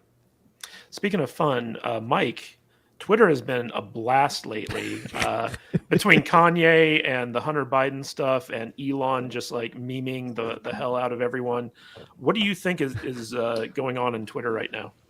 Hey, I haven't had so much fun on Twitter in a long time, I got to say. And oddly enough, no one's talked about, let me tell you a few things I like. Number one, I don't get in this feed all this kind of these porn weird thingies that I used to get. I'm a kind of conservative guy, so I never really like that stuff. And so I'm not getting like these really, some of the explicit material isn't in my feeds anymore. I like that. I'm also getting a lot of things that I'm really interested in. And I'm going to say this, I'm seeing a lot more people in the fandom. I know we don't call ourselves Fandom Minutes at all, but in our fandoms, I'm seeing a lot more of the feeds of my friends that I never, and I'm like, see, I thought you guys, when I'm going to say you guys, like on the panel and then all around, I didn't know that you guys tweeted as much as you did. So I think there's a lot to be said about things being suppressed and not shared. And I'm talking about people that I already follow. Like, there's a lot of things, right? And I haven't changed my settings. I haven't done anything different. It's that I feel like I'm now in a more vibrant atmosphere where I'm seeing more stuff that's like, I feel like I'm not being driven down the silo like I was before. Well, to be perfectly fair with that, our podcast Twitter has been much more active recently anyway. We've been purposely trying to be more active on Twitter, thanks to Matt over there, and he's been killing it. But yeah, I think Twitter as a whole is just, it's more fun, it's more entertaining, more people are interacting on it. I think more people in our sphere of people here on this panel are coming back. They're using it more. It's Twitter's kind of fun again right now. We don't feel like we're gonna be, penalized or squashed or the thumbs mushed down on us because we have an opinion that some dumb lefty liberal in Hollywood doesn't like. You know what I'm saying? So I agree. I think that's part of it. I think it's part of it. Cusack. So, Excuse me. yeah. So I want to throw this out. I want to throw this out to the panel. What's been really interesting is that there's a certain kind of cabal of the leftist media and celebrities who've been going around saying that Twitter is being mismanaged, it's evil. They attacked Elon Musk for banning Kanye because it's like, oh, how's that free speech working out for you? Then they say it's dying, even though like engagement and the servers are constantly active. And with this Hunter Biden laptop thing, you have established journalists coming out and attacking the release of this information, even though major news organizations have by now confirmed that the laptop is legitimate. It wasn't Russian disinformation. Like 200 national security experts came out and said when the election was going on. So I just want to throw it out to the panel at large. It's like, why do you think there's such a hardcore pushback against Twitter, considering how fun it is right now and how free it is? Well, I'll just want to say this, like, I don't agree. Like, that's one thing I will agree with them on as far as like the free speech thing, like with him pulling Kanye off. Like, who was really taking him seriously as far as an incite to violence? Like, that to me was a bit petty. Because it was obviously a personal thing between him, those two at that point. Because didn't he post a swastika or whatever? He did. So that part I can understand, but like, it's still being like incite to violence. Okay, fine, whatever. I don't see that. that was the excuse. But the other side of it is I think they're scared. I think they're scared shitless of what is about to come out. And what have they been doing? They've been trying to gaslight and be like, oh, well, all this, of course, is nonsense. Oh, they're worried about some dick pics. It's like, no, it's not about the dick pics, motherfucker. It's about the fact that people lied for the Democrats. And not, yes, it was both sides that were giving money to social media, but look at the discrepancy in the amounts. Yeah, it's like insane. we're talking insane differences here. Yeah, sorry. I mean, what this is about is that these companies like Twitter and Facebook and Google and they were all in cahoots and in bed with the libs and with the Democrats. I mean, they banned the president of the United States, for God's sakes. Right. Yeah, that's insane. It's insane. It's just like him or hate him, and yeah, that's just it. He shouldn't be banned from fucking social media. That's that was insane. You banned a sitting president of the United States. Google companies like Google, they ban him, so they try to come up with another thing like Parler.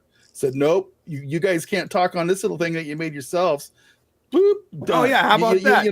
It's like he's on Parler. Okay, remove Parler from all the networks. Like they were trying to silence the voice of their opposition. Yep. On a platform that should be free and open to everybody. Real quick about Parler, Kanye was trying to buy Parler. Yeah. And because of his InfoWars appearance, Parler was like, we're not being sold to Kanye anymore. Yeah. And they pulled out of the deal. Yeah, it's wild. It's just the ramifications. I mean, I think it cost the Republicans and Trump an election. Yeah, I'm sorry. Someone mentioned that the polling on the Hunter Biden laptop suppression on Twitter. Someone mentioned here, I think it was Odin, that the polling did suggest that would have given, had the information been out there, Trump would have won. About, I think, 10 or 11% of people who had already voted said that they would have voted otherwise had they known. 17%. 17. Okay, so even more, yeah. 17%, and that's more than enough. More than enough for it to be a landslide victory. So that suppression moved a lot of favor toward the Democrats. Mm-hmm. I mean, that is wrong. I don't care where you fall in the aisle. I don't care what letter you have next to your name. That's the definition of election tampering. Yeah. And we also have Biden on video lying about it being Russian disinformation when he knew for a fact that was actually his son and his laptop. And it's now been verified by many credible news organizations. Yeah, and, coincidentally after the midterms. The funny part about some of this stuff to me is like CBS coming out 2 years later. It's like, oh well, we have this story that's just breaking, guys. It might be real, but we wanted to verify a few things before we got around to actually. 2 years to verify, everyone. Get out of 2 here. years. But I think that's what's making Twitter so great right now is that there is actual discourse happening on the app. The people who are on both sides are able to actually engage in conversation and debate. And if you're just reading these people's tweets, you're able to figure out for yourself which side you fall onto. And that was something that we hadn't had in years on that platform.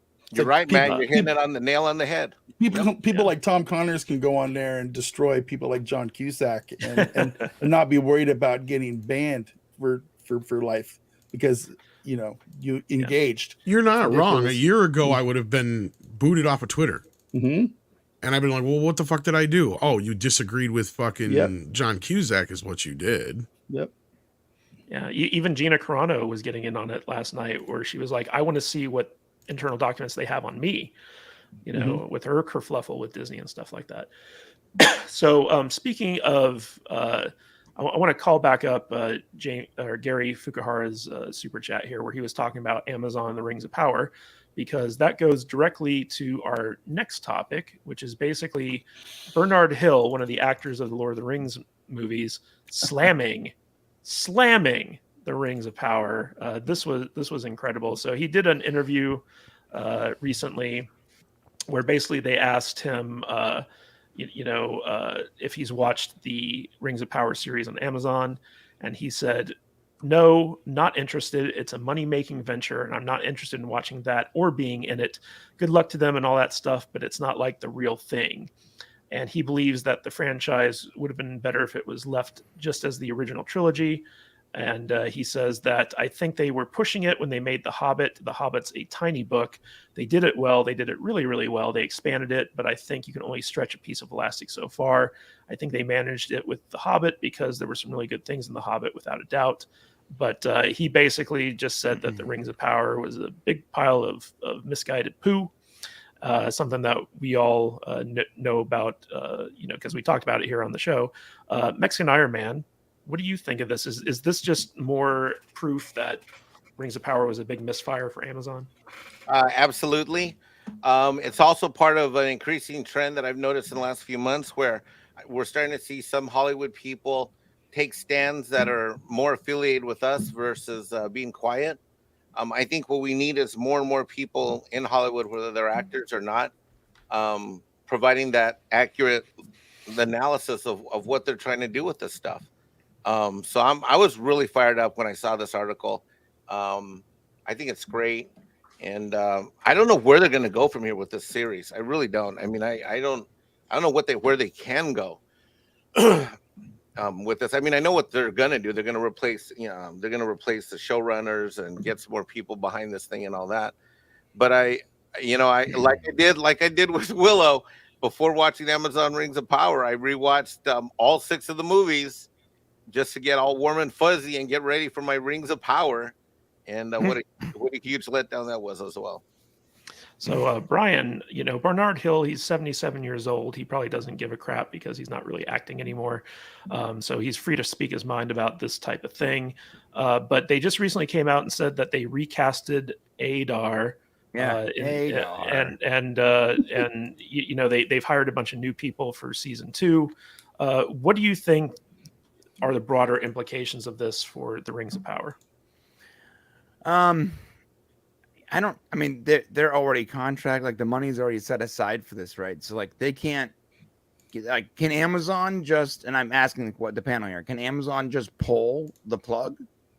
Like if enough people jump ship and it's not working out and they've lost money, can they just like pull the plug, or are there too many moving parts in play already?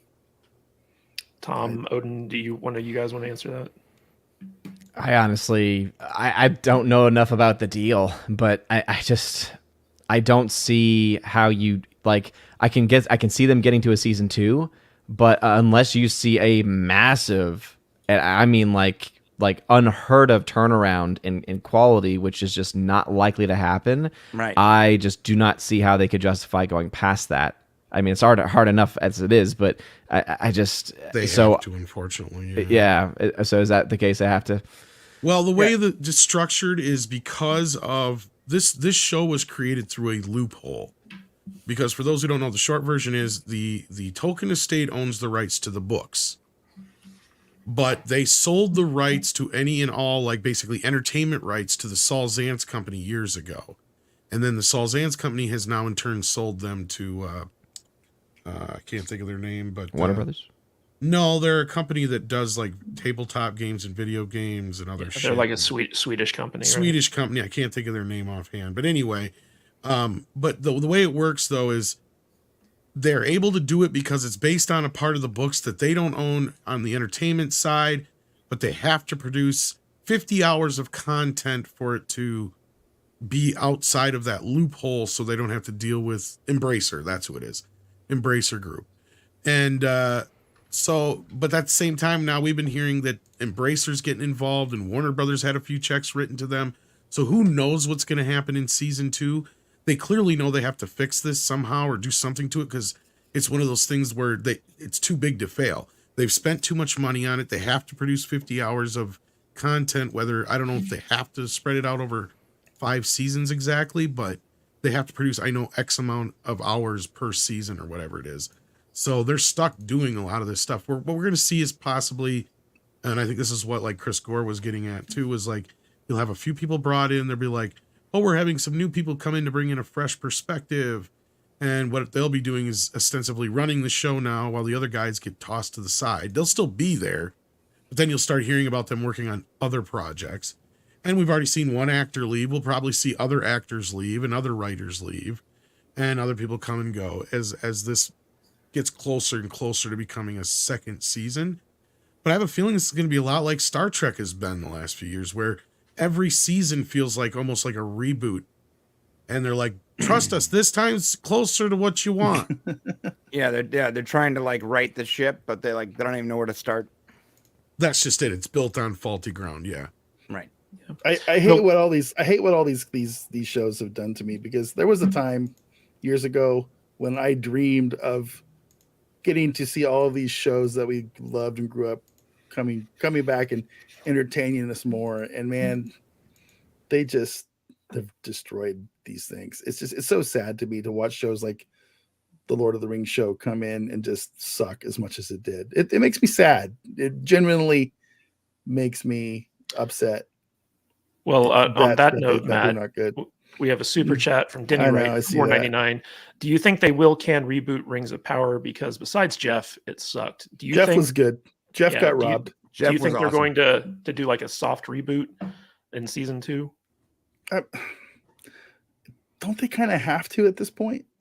I mean that season 1 was trash, man. It was not good. I mean, I guess so. I don't see him doing that, but I feel like they kind of have to.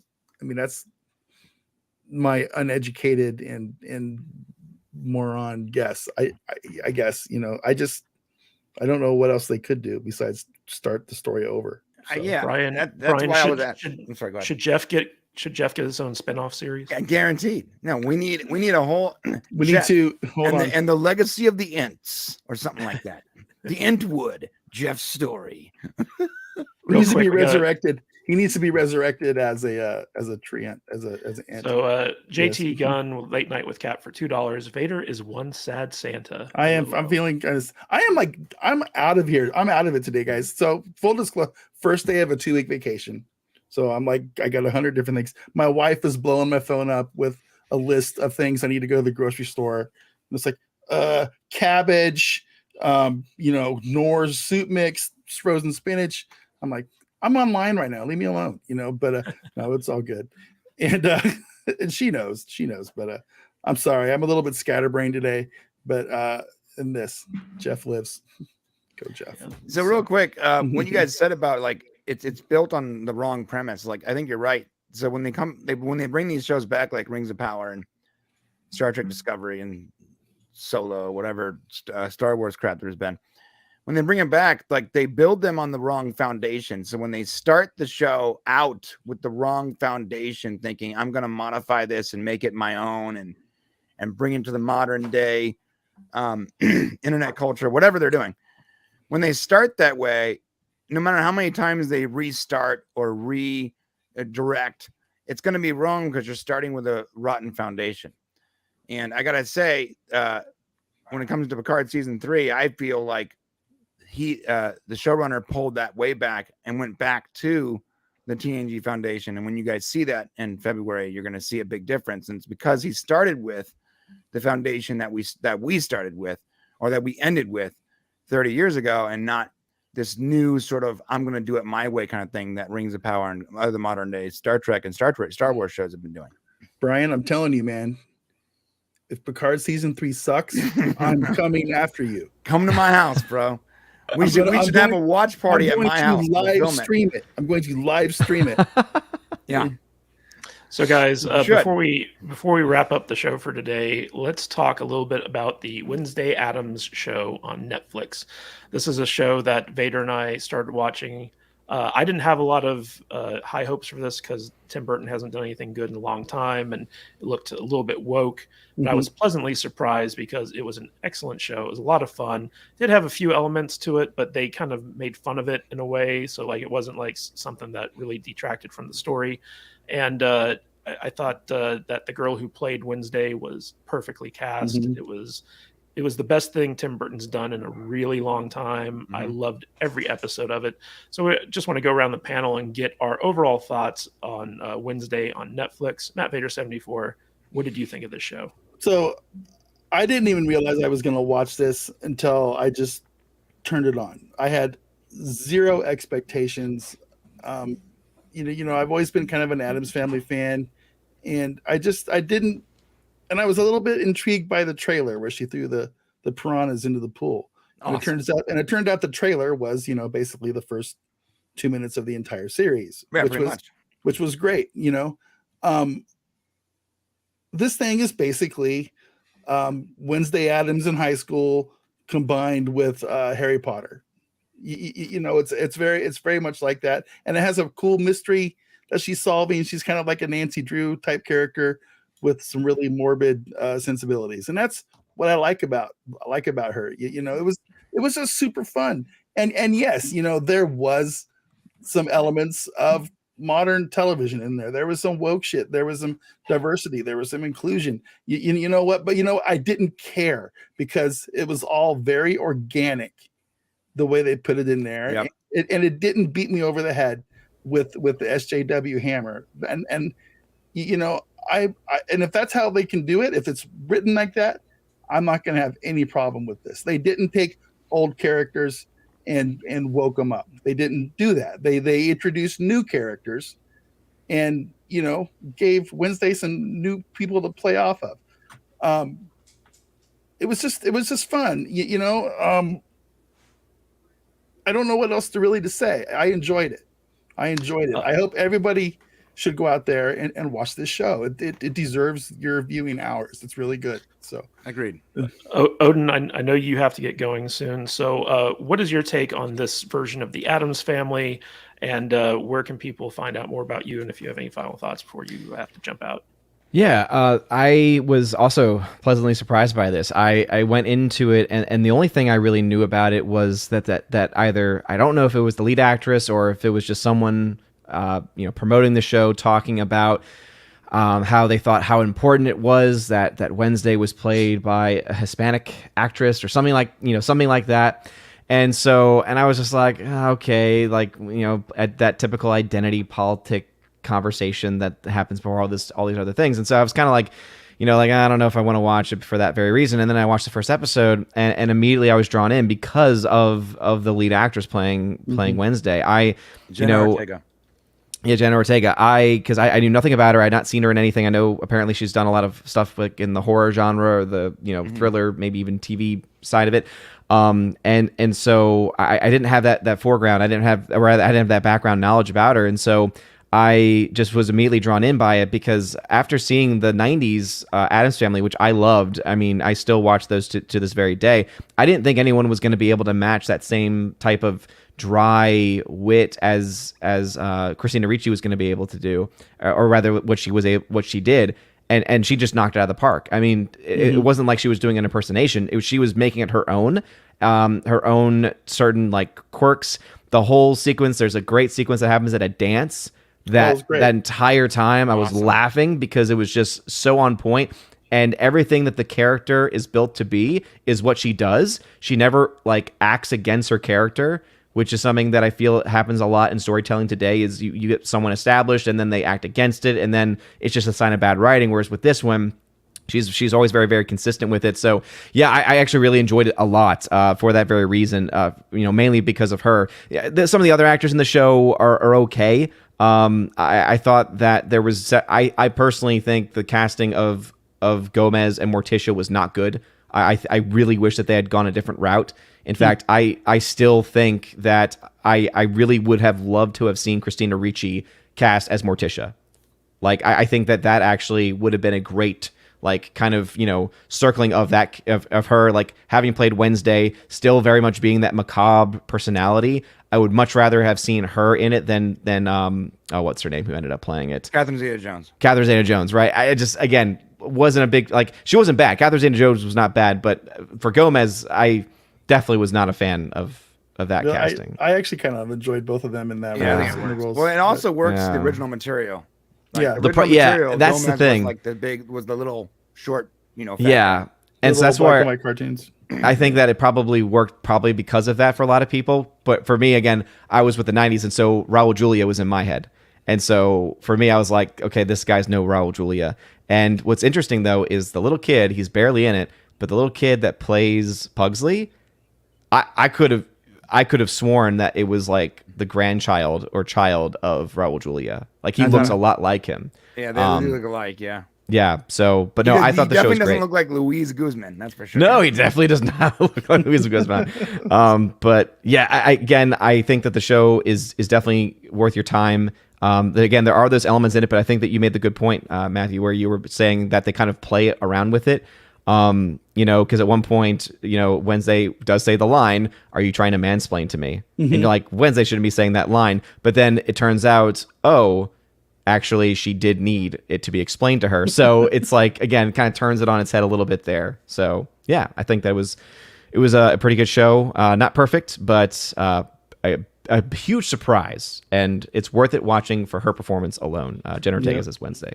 And yeah, you can check me out over at OMB Reviews on YouTube, Odyssey, on Rumble, and also you can follow me on Twitter. I'm now back on Twitter at OMB Reviews, and we'll continue to have fun with this crazy platform. Yeah, hopefully you'll tweet a little bit more. Yeah, maybe. All right. Thanks for being here this week, Odin. Thank you for having me as always, and panel, you are all amazing. Thank you. Thanks, Odin. Thanks, Odin. Bye, Odin. Bye. Have a good one. So Mexican Iron Man, there are a lot of big Hispanic actors in this. You have Jenna Ortega, who plays Wednesday, who is fantastic. I saw her recently in this movie called X, where she is helping to shoot a porno movie at a barn. Also very good. She's absolutely gorgeous and she's fantastic. Just acting with her eyes in this show was amazing. Catherine Zeta-Jones, I thought, contrary to Odin's take, was fantastic as Morticia. She's absolutely gorgeous in this movie. I actually liked Luis Guzman. I think he's a funny actor. So there was a lot of really good representation in this movie. Do you think that that's like a step forward, or is that just something that Netflix requires in their original series? Well, we know that Netflix requires representation in everything because it's written into their production guidelines for their budgets. So I haven't seen it. Everybody's telling me to watch it. I just haven't gotten around to it yet. I'm going to watch it this weekend. A lot of friends of mine that have seen it, so I can't wait to watch it this weekend. I got to tell you is that just because something's got Latinos in it and that stuff, it doesn't.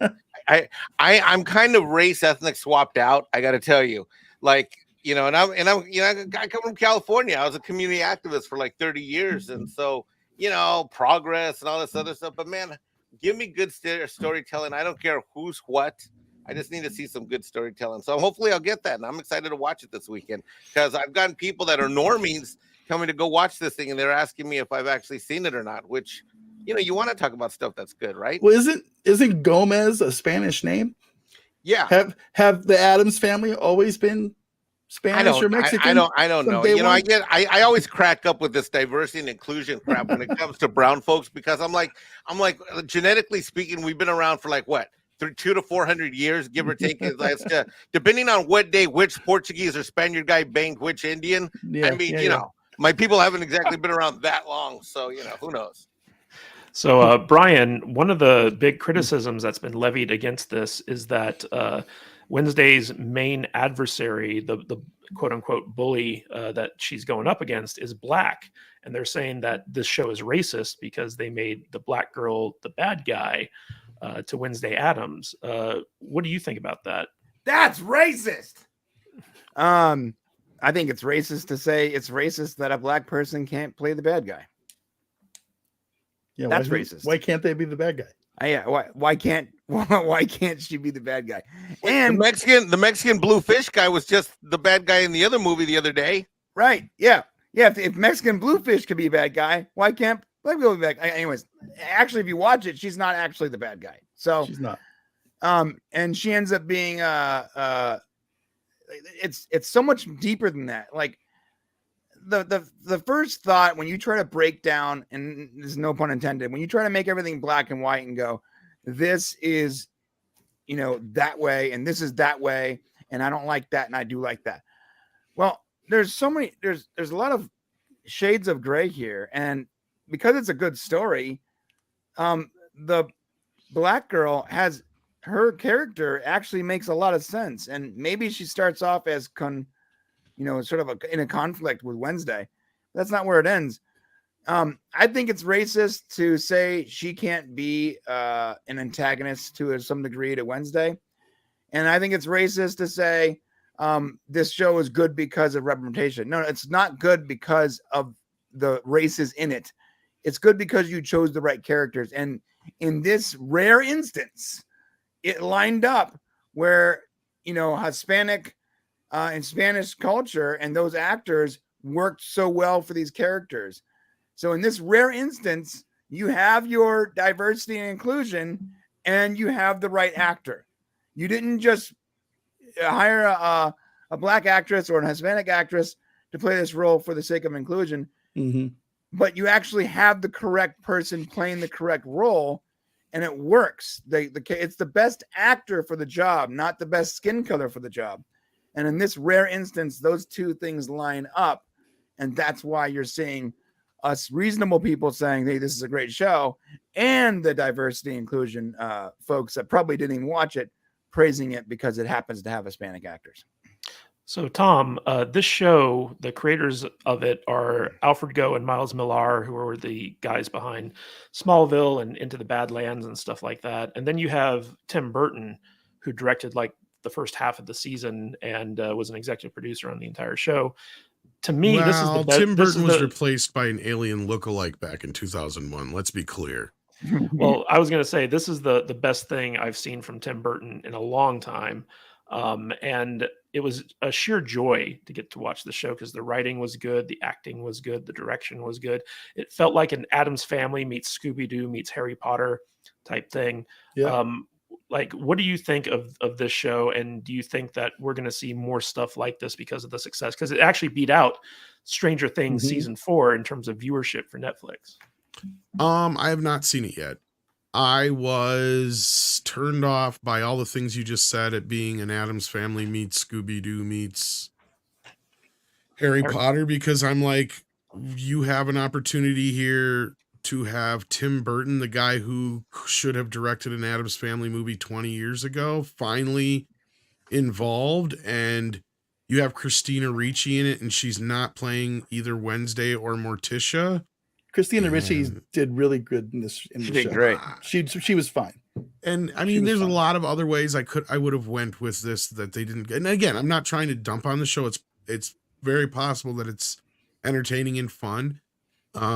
If they can manage to grab the tone, that's great. I've heard some things though that really kind of give me pause or scratch my head, but not like to the point where some of this other stuff goes. So I'm sure I'll give it a shot, but I'm not rushing to it. But I am surprised at the response to it. That's for sure.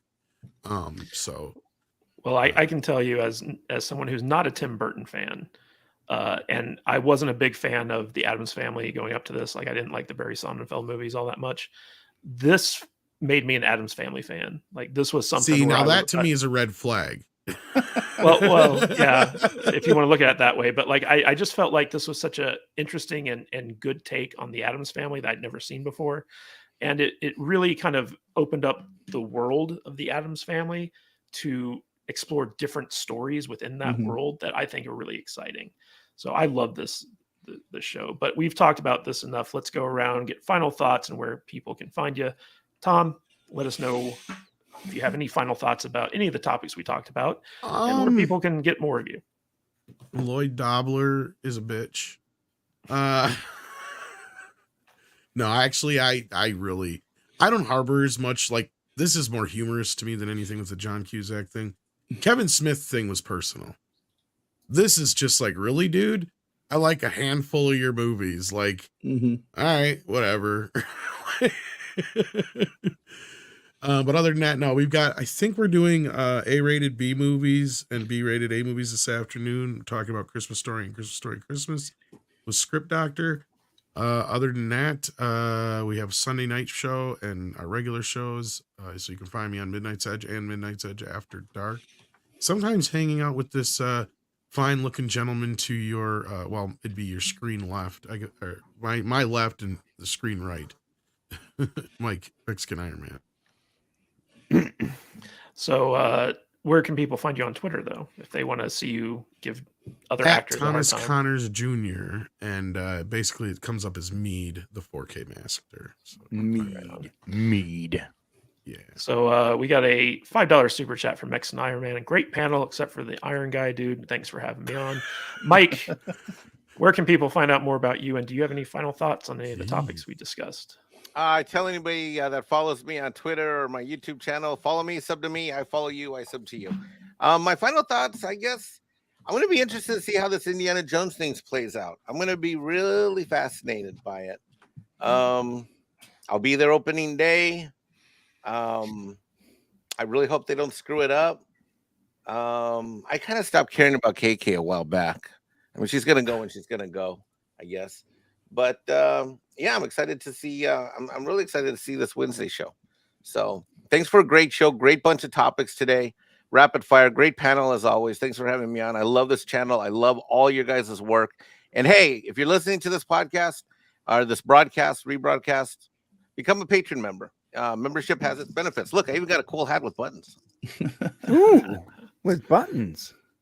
Yeah, and Mike, you were saying very kindly earlier that we deliver a lot of value to our Patreon. Really do. I got to tell you, I'm a patron member to probably 15, 20 different channels. I'm a member of a bunch of different channels.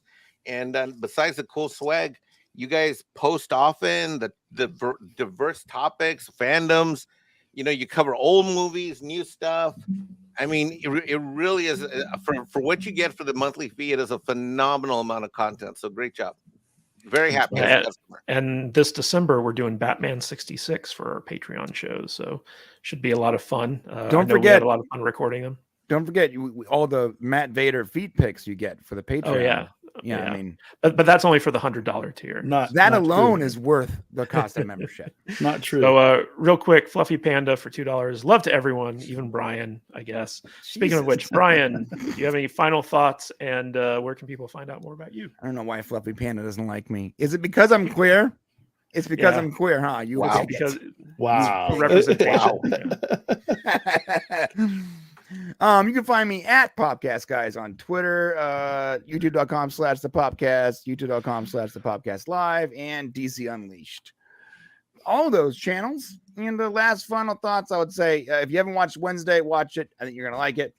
I am with you, Mike. I am so fascinated by Indiana Jones. I can't wait to actually see. I'm gonna be there opening day, and I hope it's good. And it's one of those movies where it's either going to be good or bad. There's going to be zero in between for that movie. It's going to be really good or really bad. And I hope that there's actually not time travel. I hope that's not time travel. I hope it's something a little more plausible, but we'll see. So Brian, you're not queer enough for Fluffy Panda. That's what it is. Yeah. I need to be more. I need more rainbows. More rainbows. I just realized that we have two Hispanic guys on the show today, and their names are Brian and Mike.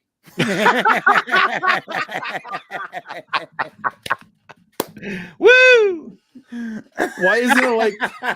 Well, you're lucky. You're lucky. I changed my name because my legal birth name was Engelbert Humperdinck. Okay. So, I'm Matt Vader 74. Final thoughts. I'm changing your names to Julio and Pablo. Okay, so that's the way it's going to be from now on. You can find me at Matt Vader 74 on all of the social medias. Mostly on Twitter, a little bit on Facebook, a little bit on Instagram, and here. I want to say thank you to our panel again for coming on and hanging out with us, the guys. I think this was probably our most viewed panel we've had in quite some time. We were up in the high 80s in the viewers, so that's pretty good. Next week, I just want to say real quick, I will not be here. I'm on vacation, and me and my wife are going to be traveling. We're going to be in New Orleans this time next week. I've never been there, so I'm looking forward to that. Maybe I can call in, but I think Brian's brother, the other half of the podcast, is going to be filling in for me. Shane did say that. So that's something to look forward to. Heavy show, yeah. Podcast heavy show, and hopefully Brian salty podcast. Yeah, hopefully Mr. Chandler will join us next week. Unfortunately, he was supposed to be here this week, but he got the flu, so he had to bow out. But hopefully he'll show up then. I'm also always reaching out to new people, see if they want to come on. So you never know with Salty Saturdays who's going to be on the panel. I want to thank everyone who did show up. Odin, of course, Tom Connors, always a friend of the show, Mexican Iron Man, Mike, and of course Brian, who also runs our merchandise store. So if you haven't gone to saltynerdstore.com yet and bought some t-shirts, they're great Christmas presents. Great. I highly recommend you do that. I want to give a shout out to all of our super chat people: Joker Voice, Gavin Blackburn, Fluffy Panda, 52 Movies a Year, Denny Wright, Gary James Fukuhara, JT Gunn, and of course, Mexican Iron Man. Thank you all so much for supporting the show. We really appreciate all the help that you guys throw our way. As the year winds down, we kind of take a look back and are very appreciative for the people who help support us, get us there. We're almost at 8,000 YouTube subscribers. Our Twitter following is growing very quickly. I believe we're close to 4,000 followers on the main podcast account, and we are hoping to hit 5,000 followers by the end of the year. So if you're not following us on Twitter, just go to salty_nerd on Twitter, and you can follow us on there. And thank you all, and tune in next week for more salty goodness. And until next time, stay salty, my friends. Thank you.